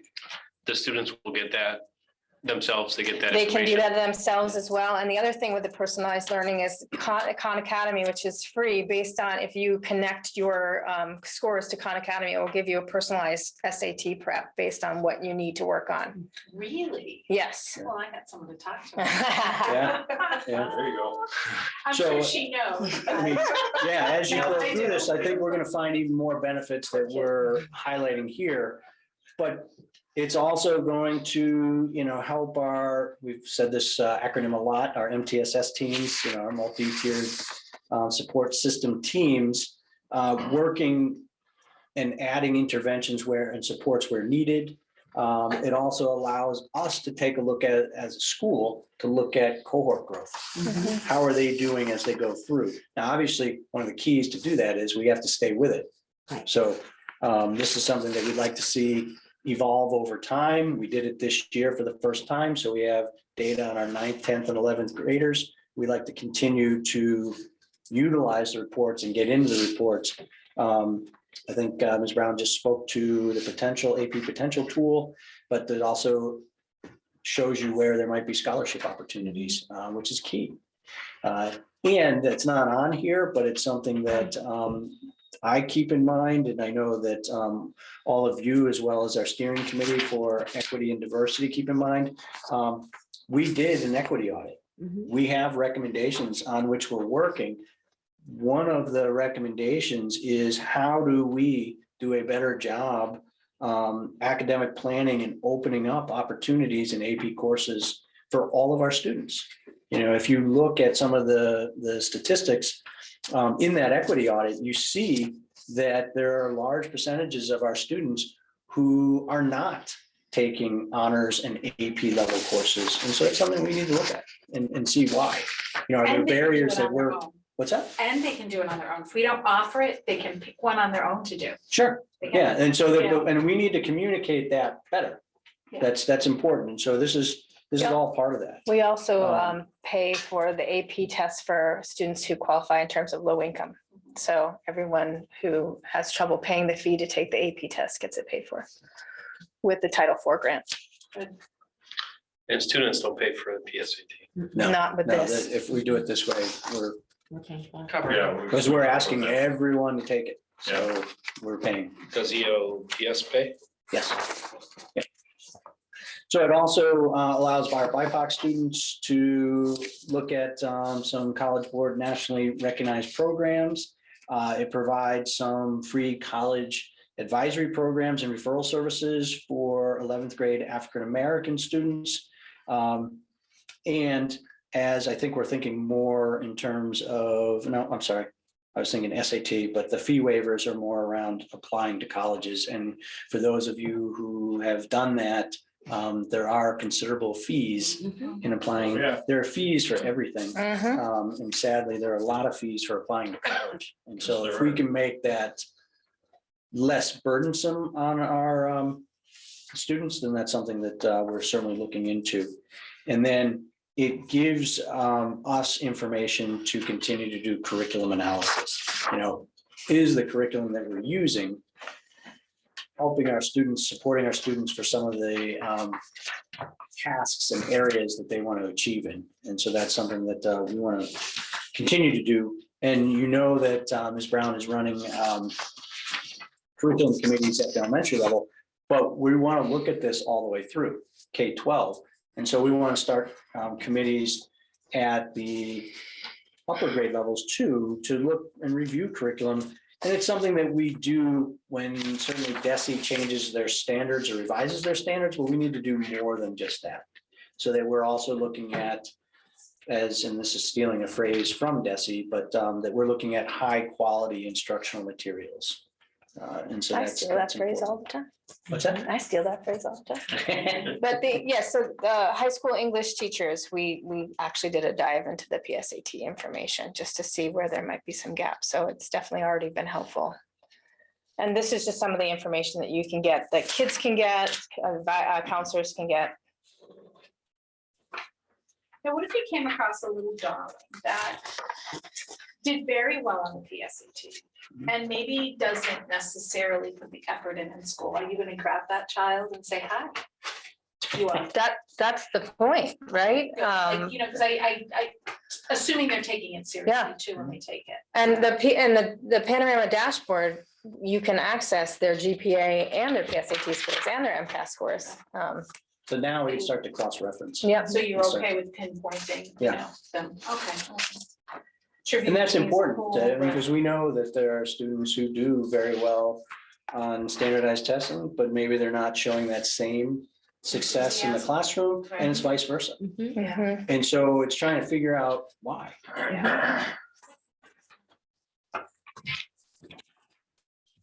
So similar to the iReady, there's color coding. Red is that they are below grade level by more than 1 year. Yellow is by 1 year or less, and green means they're at or above the grade level benchmarks that are set by the College Board. So one of the things before we get rolling into ninth and the different grade levels is just, you know, so this is our baseline now for the high school, you know, in these grade levels. And something that I did talk with Mr. Page about was that, you know, we were going to be presenting a lot of this data and basically saying just that, this is the start. And so where we go with it, there's a lot of opportunity here. And it's actually some really good data here that we're already seeing. Sorry. No, that's great. Before I show that was the report that uses those color coding. This is just kind of the scores by students. You can also look at benchmarks by students, and it compares them. If we had multiple high schools, then the district would be different. But to the state and to the total group, which is everyone who took that test at that time. So this is the 8th, 9th PSAT, and you can see that our 9th graders did better than both the state and the rest of the nation on average in all categories. So that was exciting. Mhm. And then the benchmark is what I was talking about before, where you can kind of get, and again, this is big picture level, you can really drill down. Just the number of kids who are meeting, approaching, or need to strengthen those skills for math and for the evidence-based reading and writing. It also tells you who met both benchmarks, both the reading, the evidence-based reading and writing and math, and who met no benchmarks.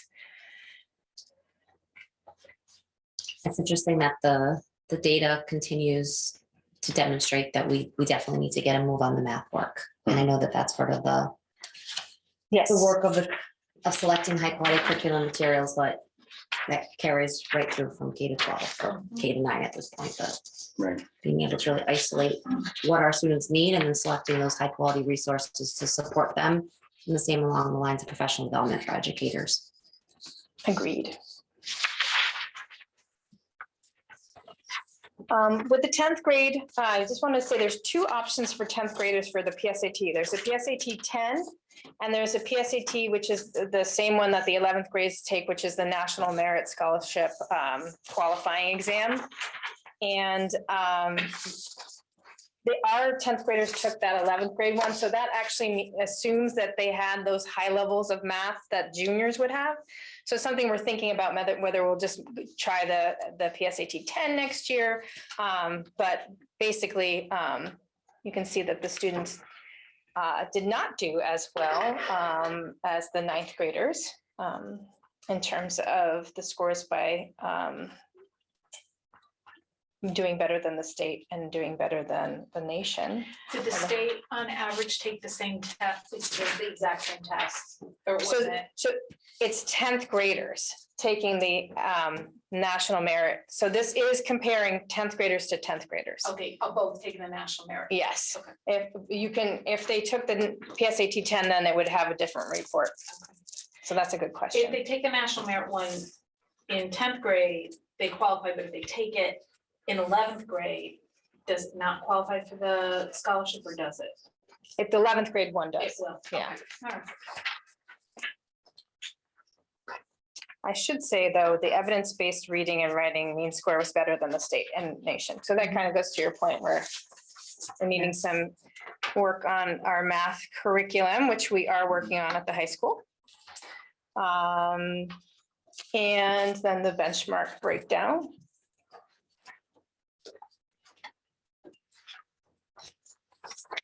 Are we also, to your point earlier, triangulating this to look at use of GPA, but like classroom grades? Like if we're seeing here that we have 52% of our students in need of strengthening skills, are we noticing that then So the that's- scorecards are indicating that we're getting Bs and Cs, yet So the MTSS teams, this is the kind of things that they look at, like, how does this compare to the grades? How does this compare to MCAS? What's going on here? So we're developing that so that they're doing that more regularly. And these are conversations that are just beginning to happen. Yes. A little bit more consistently. Yeah, I mean, because if you think about it, this is the first time we've had this kind of information. We've always just kind of had the MCAS and that's 10th grade and then we're done.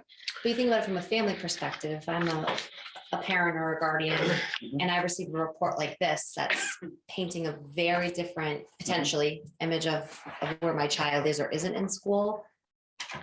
And then I'm getting a report card that looks different. How do I navigate that? And how do I have conversations with my child? Then also, how do I have those conversations with either the teachers or the principals? So just making sure that.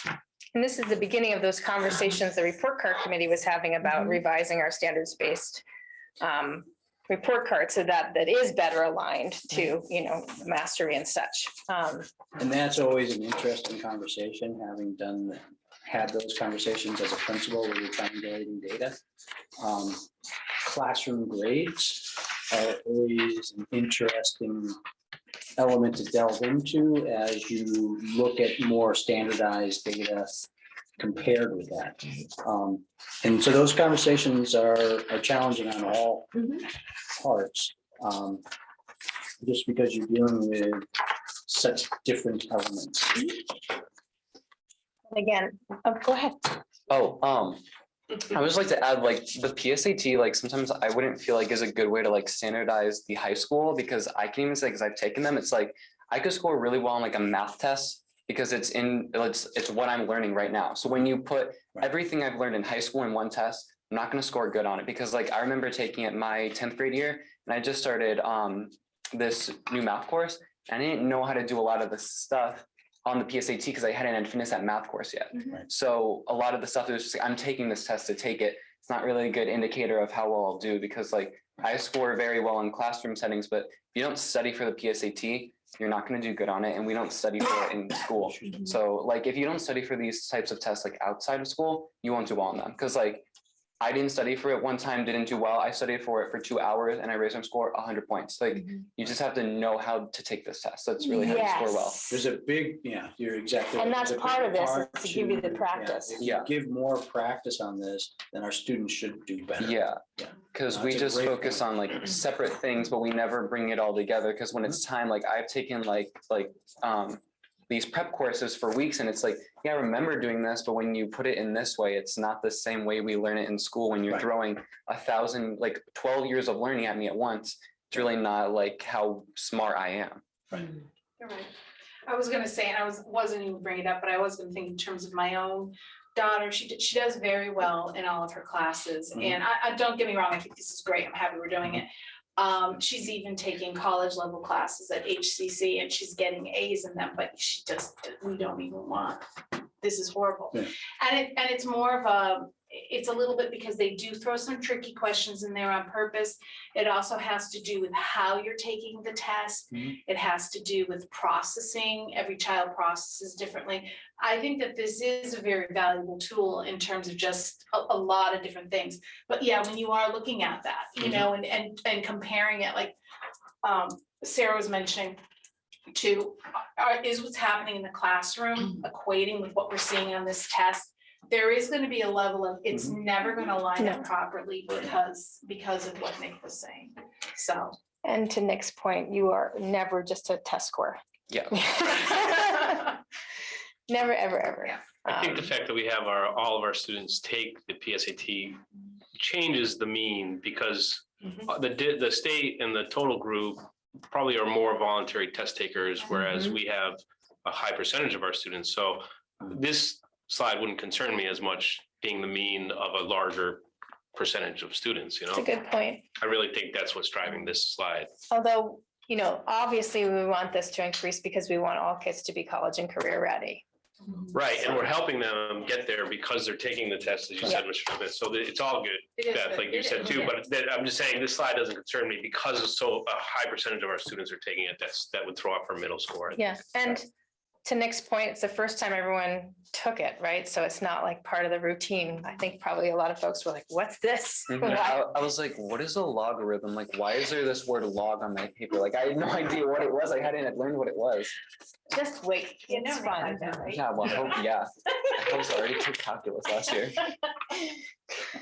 Awesome. Want to take us away with the Oh, I'm sorry. takeaways? I already got the takeaways. Sorry, I was riveted on what Nick was presenting because that's important. Thank you, Nick. Thank you. So one of the things that we've said all the way through this, but it bears repeating, is that the positives that we've seen, whether it be in some of our social emotional survey data or the growth we're seeing, that's all attributed back to the incredible job that our staff has done. And it's not just this year, but I think this year, probably surprisingly to, maybe not now, but surprisingly to folks maybe in October, this was a harder year than last year. Because we all were in July thinking we're heading to a more, whatever, I guess I'll put it in quotations, normal year. And then August just rapidly changed all of that.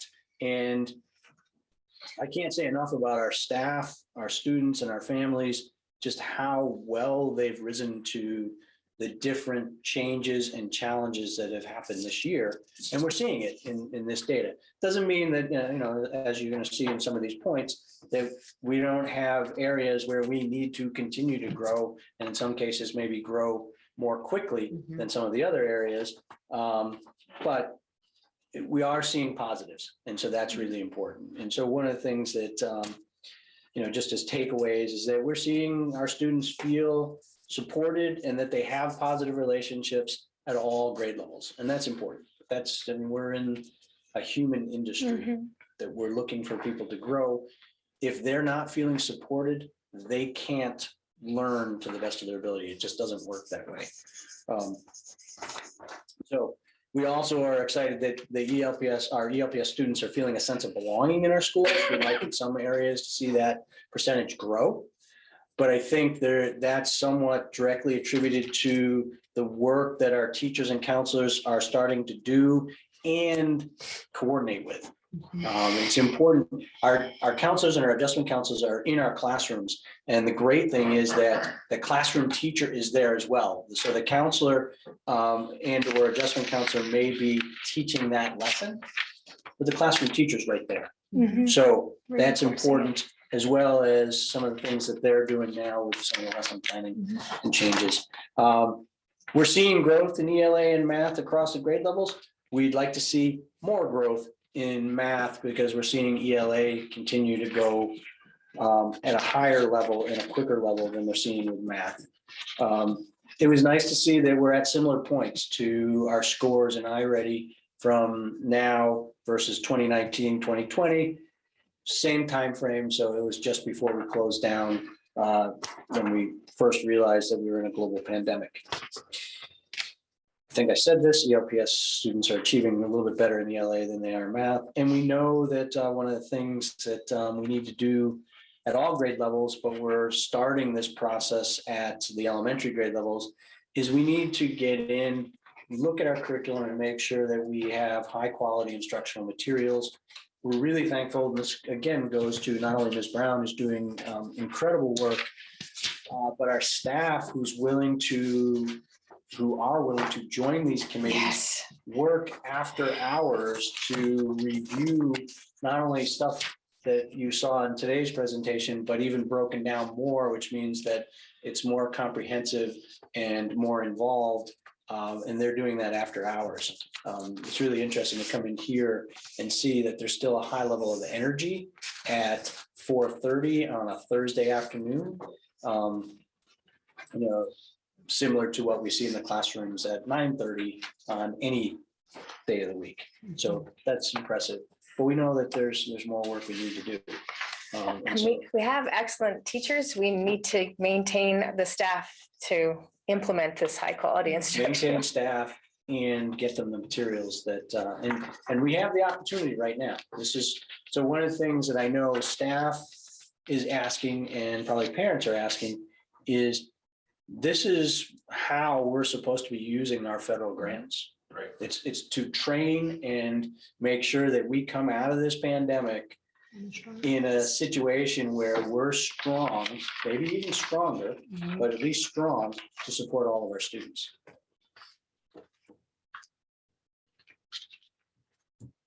Very good. Thank you. This is just the precursor. We get the whole leadership team next meeting. Mr. Mackey's really excited. I can say. Delegation. But that will be good because we'll have had a chance to sit and digest the data Right. between now and our next meeting and then be able to look at how that data comes to life through the conversations with the leadership team. Right. Sounds good.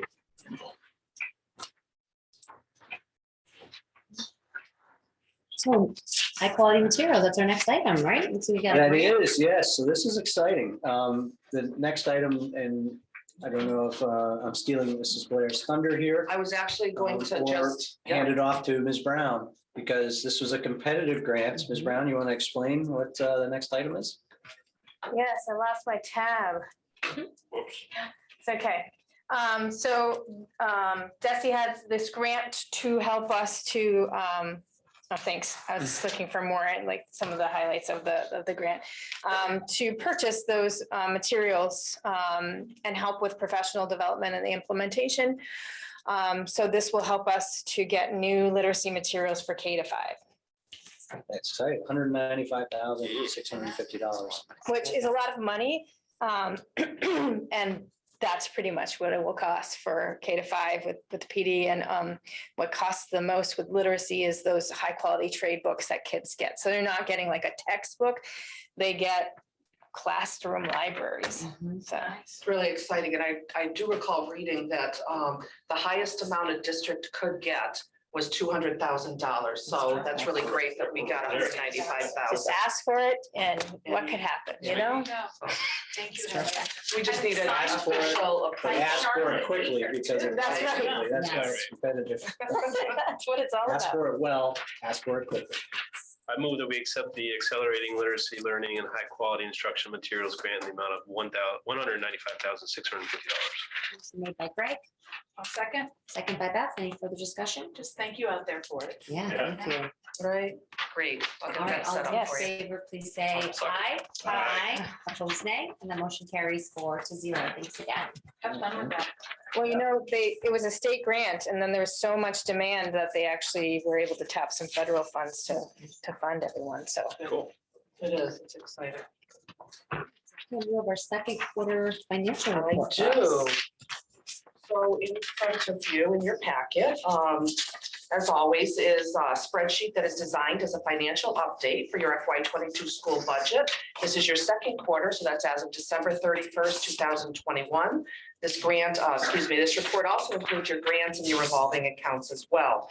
I always give you a little summary of the individual accounts, but if we go right to page 5, as I always say, is your financial report. And on the top section of that spreadsheet are all of the salary accounts. Just to remind folks, most of our accounts, not all, most are encumbered at the beginning of the year, which means in our accounting software, we kind of put the money to the side, so it's already there. And every time the payroll is run, the encumbrance comes down and the expended goes up. So this is always a really good thing for school districts to do.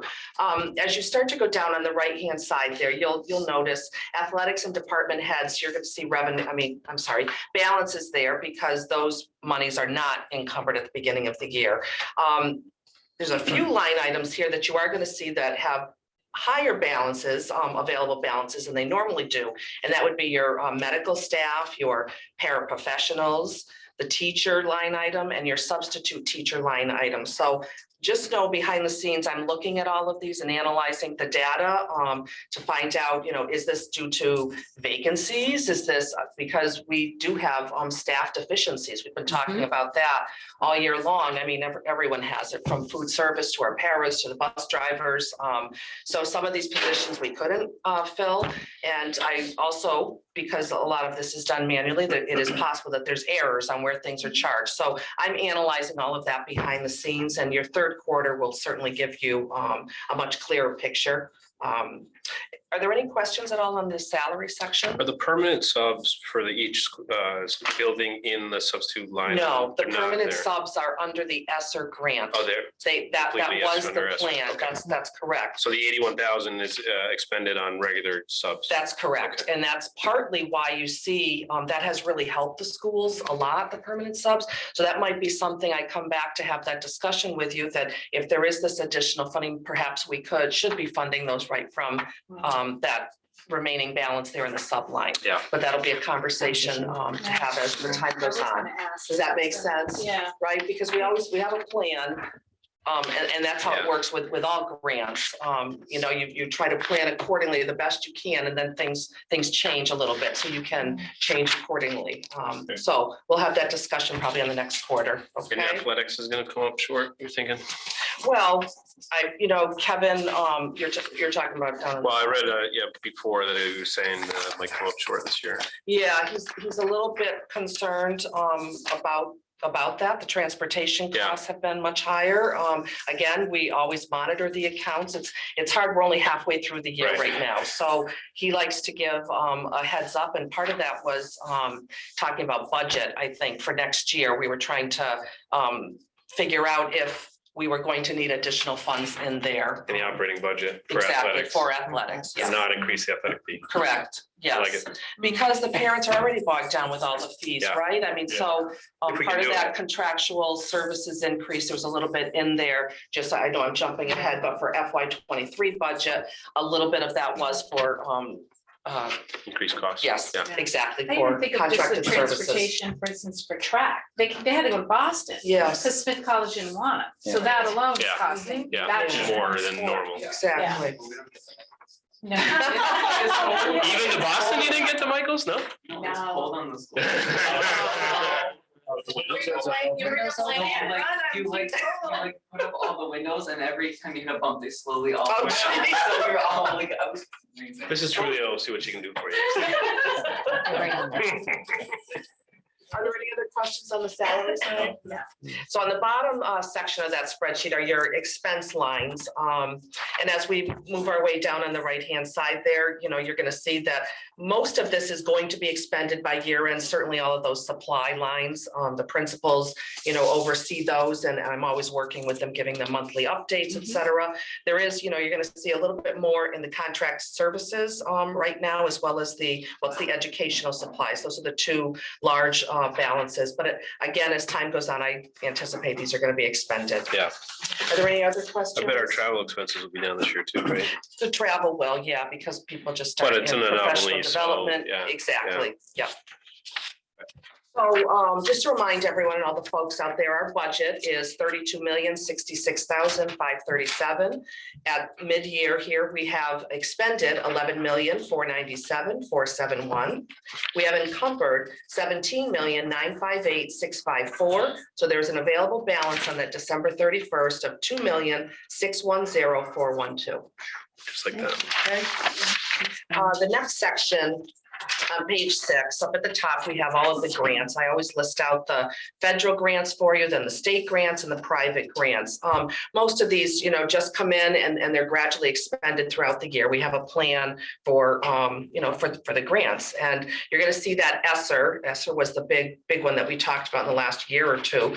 You're going to see that ESSER 2 still has a balance in there of $169,387. I do anticipate that will probably be expended by year end.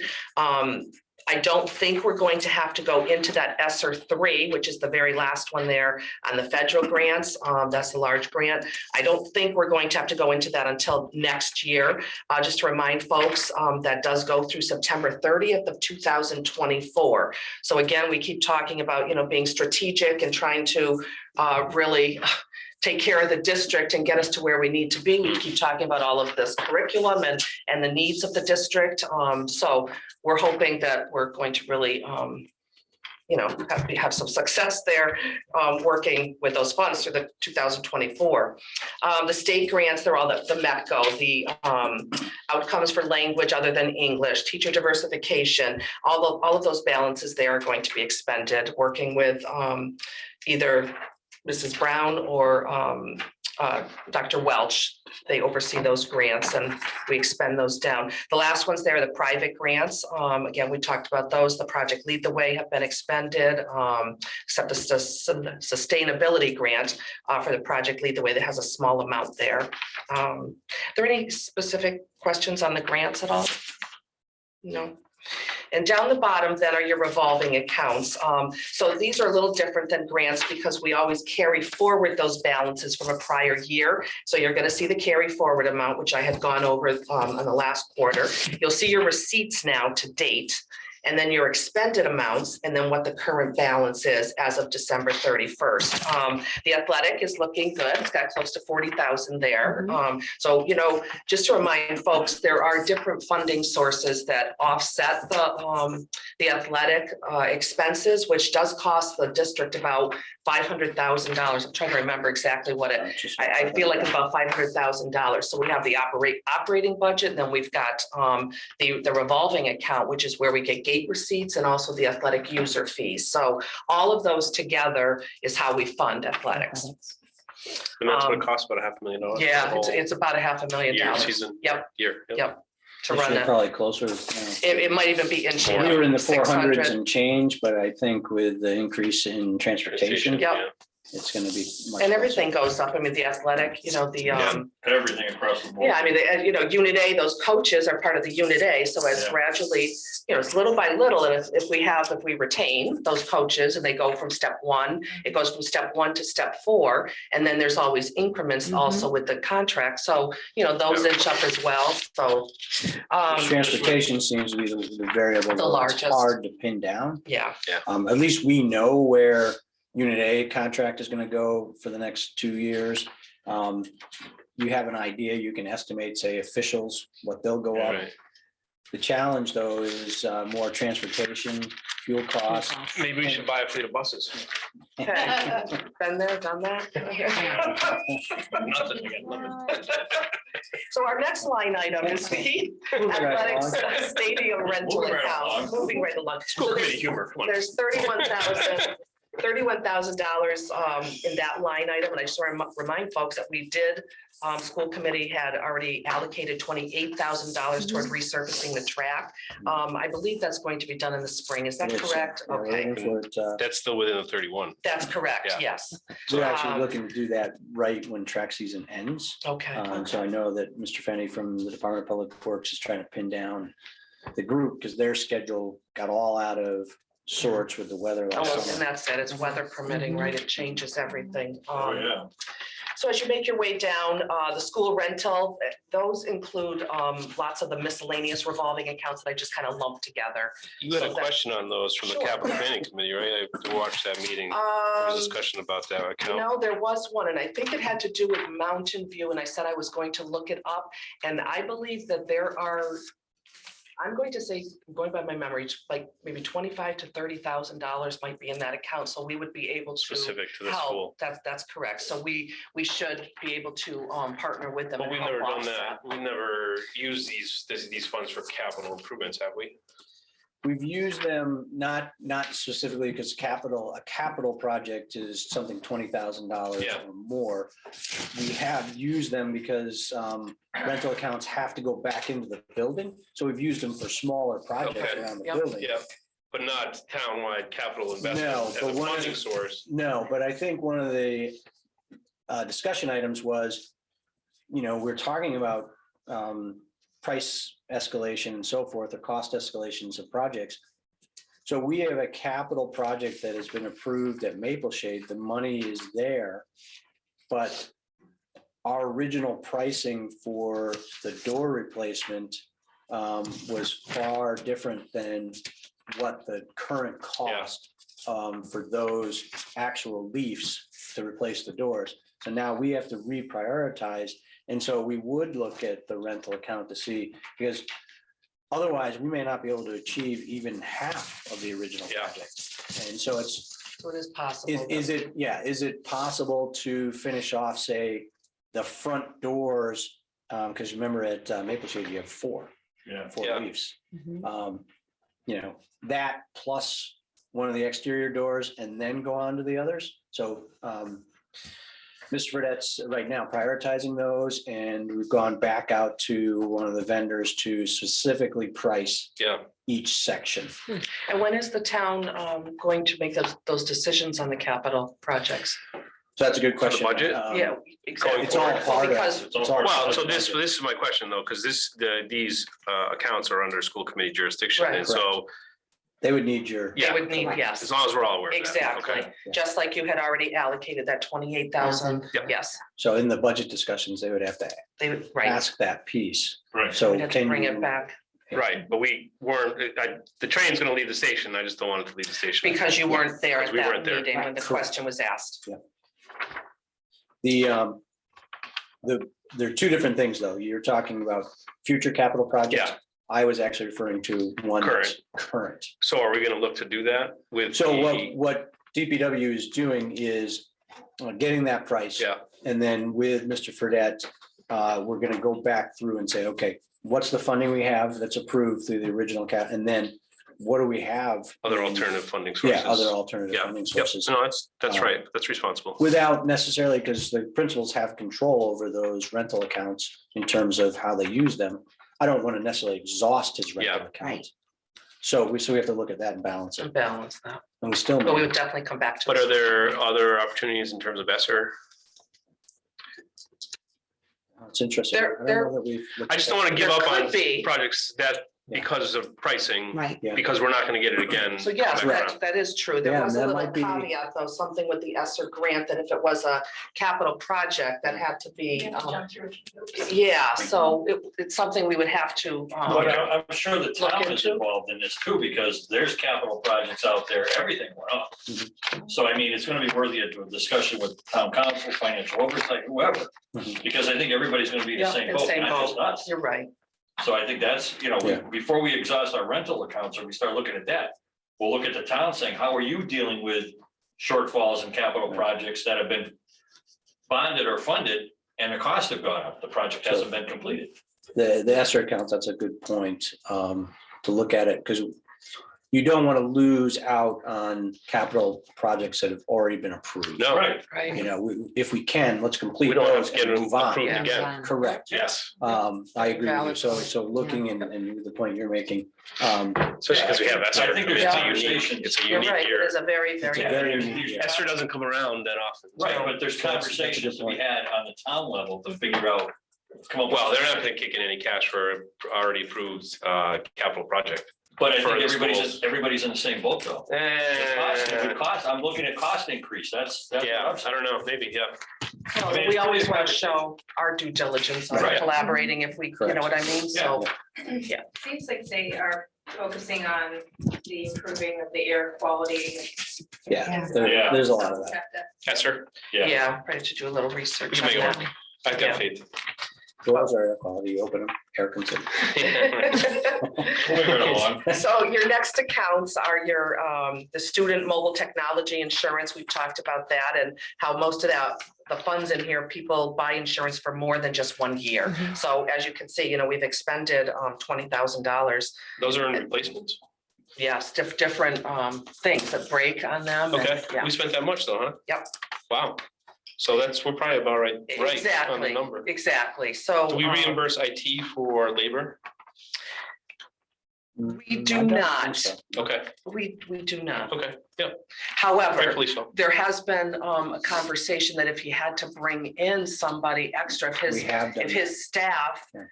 could not get to it and we had an immense amount, like when school starts up or Yeah. something, that would we, and yes, absolutely, work with him Okay. to Yep. get someone in But there that's to above help. and beyond, so. Right. That's different. Yep. That's a unique circumstance. It is.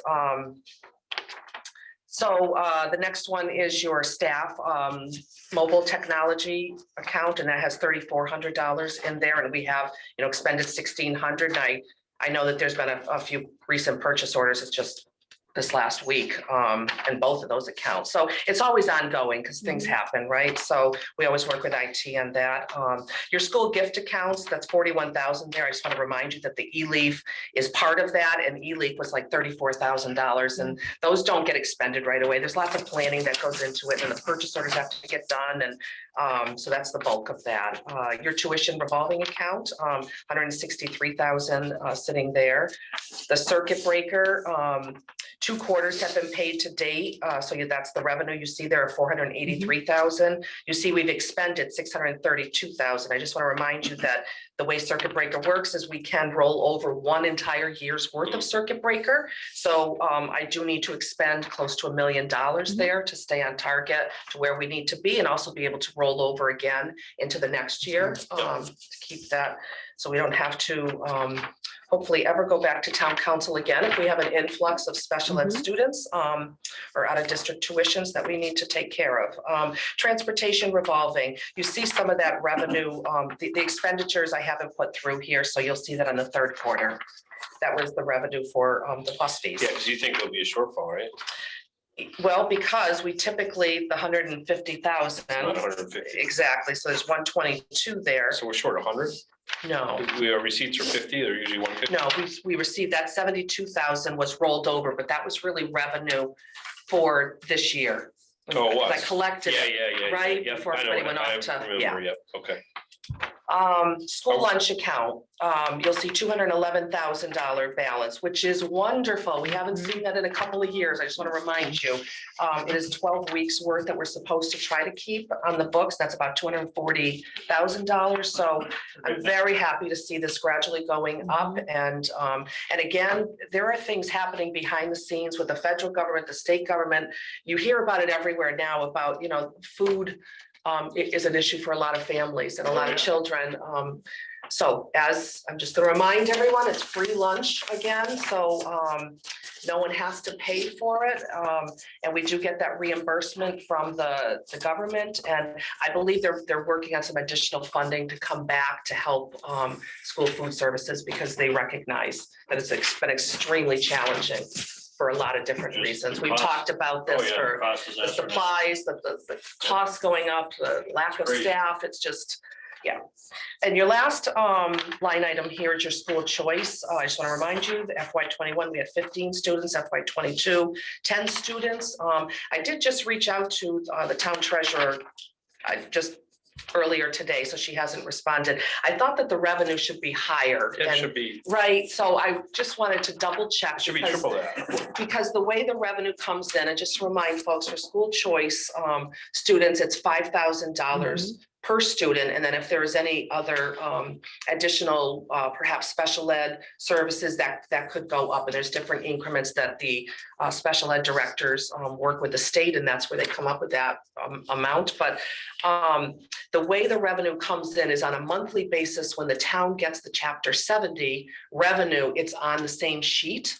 So I don't see it, and it was something new because we never had school choice, as you know. This is new last year and this year. So I'm just going to follow up with Dawn Fonte just to make sure that it's where we're supposed to be. So isn't FY22 25 students now, not 10? Yes, We added 15 exactly, in the Greg. 10. Yes. So That's why it should be. Exactly. Right.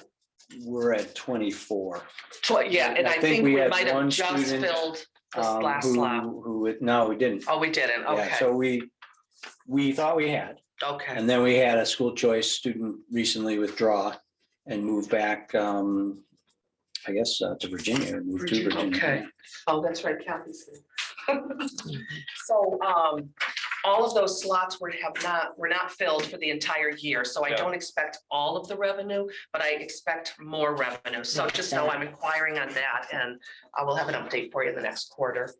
So as I always remind everyone, without all of these grants and revolving accounts, we would need substantially more money from the town.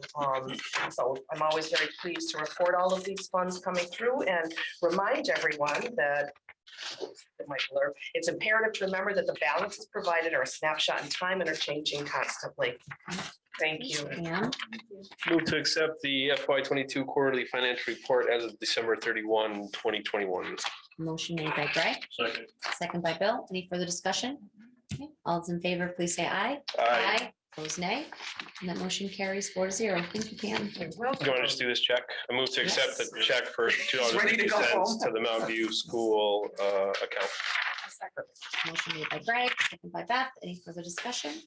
Okay, all those in favor, please say aye. Aye. Opposed, nay. And that motion carries I have 4-0. to-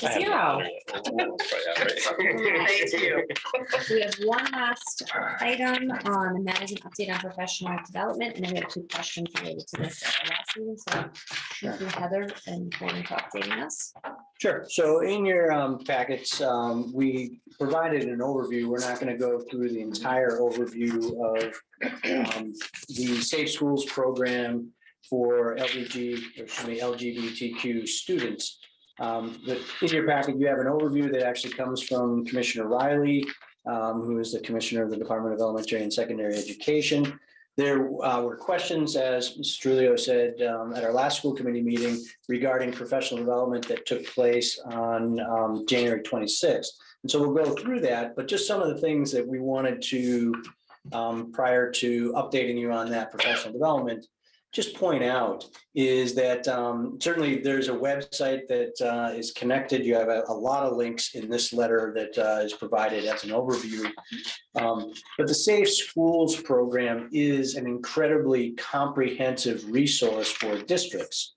And It's something that is not new really in terms of, yes, the resource is new, but the movement in terms of doing a better job of making sure that we have schools that are safe for all of our students has been around for a long, long time. As you go down this letter and you move into that number 1 that talks about information on federal and state laws and policies regarding LGBTQ students, some of the laws that are being referenced there go back quite a ways, 10 or more years. Specifically, the anti-bullying, that goes back to 2010. And so these are laws, regulations, and expectations that have been evolving over time. And we're actually excited that the department has put together a comprehensive resource. With that said, I know Mrs. Brown is going to go through our professional development, but right now, what we're looking and have utilized in that resource is the professional development for our staff in order to develop and continue to develop. We have some incredibly skilled staff members. All of our staff members are incredibly skilled, but we can't stop there. We have to continue to build our skill set so that we're always looking to prepare in a learning environment that's protective and supportive of all of our students. So I'll stop anybody who wants to can go on, so they can access our policies, right, because they're online. Sure. So they can go and they can find what we've done, like we said, 10 years ago. Yeah. We have allowed us to place. And can something like this be made a link possibly for anybody out there who might be? A lot of that's a great question. So a lot of our policies do link to Okay. some of these federal Automatically laws. within the setup? Not all, though. Okay. You're right. So we wouldn't have a link necessarily to this comprehensive resource. However, in our policies around making sure that we have safe schools and practices in place, we do have links to the Massachusetts anti-bullying law, to other laws against discrimination and supporting students. So are all of them current with all of these different links? I can't say that to, Okay. you know. I just figure, so if somebody out there wants to look, Yeah, they shadow can, the doubt. they can look. Correct, absolutely. Okay. I don't know if I stole your thunder. No, just like you said, on the 26th, and these were teachers who really wanted more ideas for how to support LGBTQ students and reached out. And so we're not implementing their curriculum. We're utilizing their PD. But I did want to point out one part of his letter, the commissioner's letter, where he says in 2019, Massachusetts Youth Risk Behavior Survey shows that LGBTQ students are twice as likely to report having been bullied in the previous school year and more than 3 times as likely to have skipped school in the past month because of feeling unsafe. And then down below, according to the Glisson School Climate Survey, schools with supportive adults create safer schools for all students, where LGBTQ students are more likely to perform better academically and feel safe enough to show up engaged in their learning. And that's what this is all about, is, like you said, creating spaces where all kids feel safe and, you know, in an environment where they can learn. Correct. So on the 26th, we had elementary specialists or specialist teachers rather, and counselors go through this training that was provided. One of the trainings, there's more than one training that was provided. So basically, we're moving through, if you look at this letter, one, we always need to, as a district, review all federal and state laws and policies regarding any group of students. And then we're also looking at the 2 training and technical assistance that the department is providing to help our staff grow in their profession and do the best that they can do on a daily basis for our students. I don't know if there are other pieces that we're missing there in terms of just what the professional development is. No, it was really about creating Safe. safe and supported classrooms for LGBTQ students. So it was training for teachers to make sure necessarily. Yeah, and one of the powerful things, we talked to the person giving the PD, and one of the GSA advisors from the high school shared with the presenter some of the things that the high school students wish that their teachers knew when they were in elementary school. So it wasn't like I wish you had done this, but just, so it started off really in a powerful way because it was our own students speaking anonymously, but. That's great.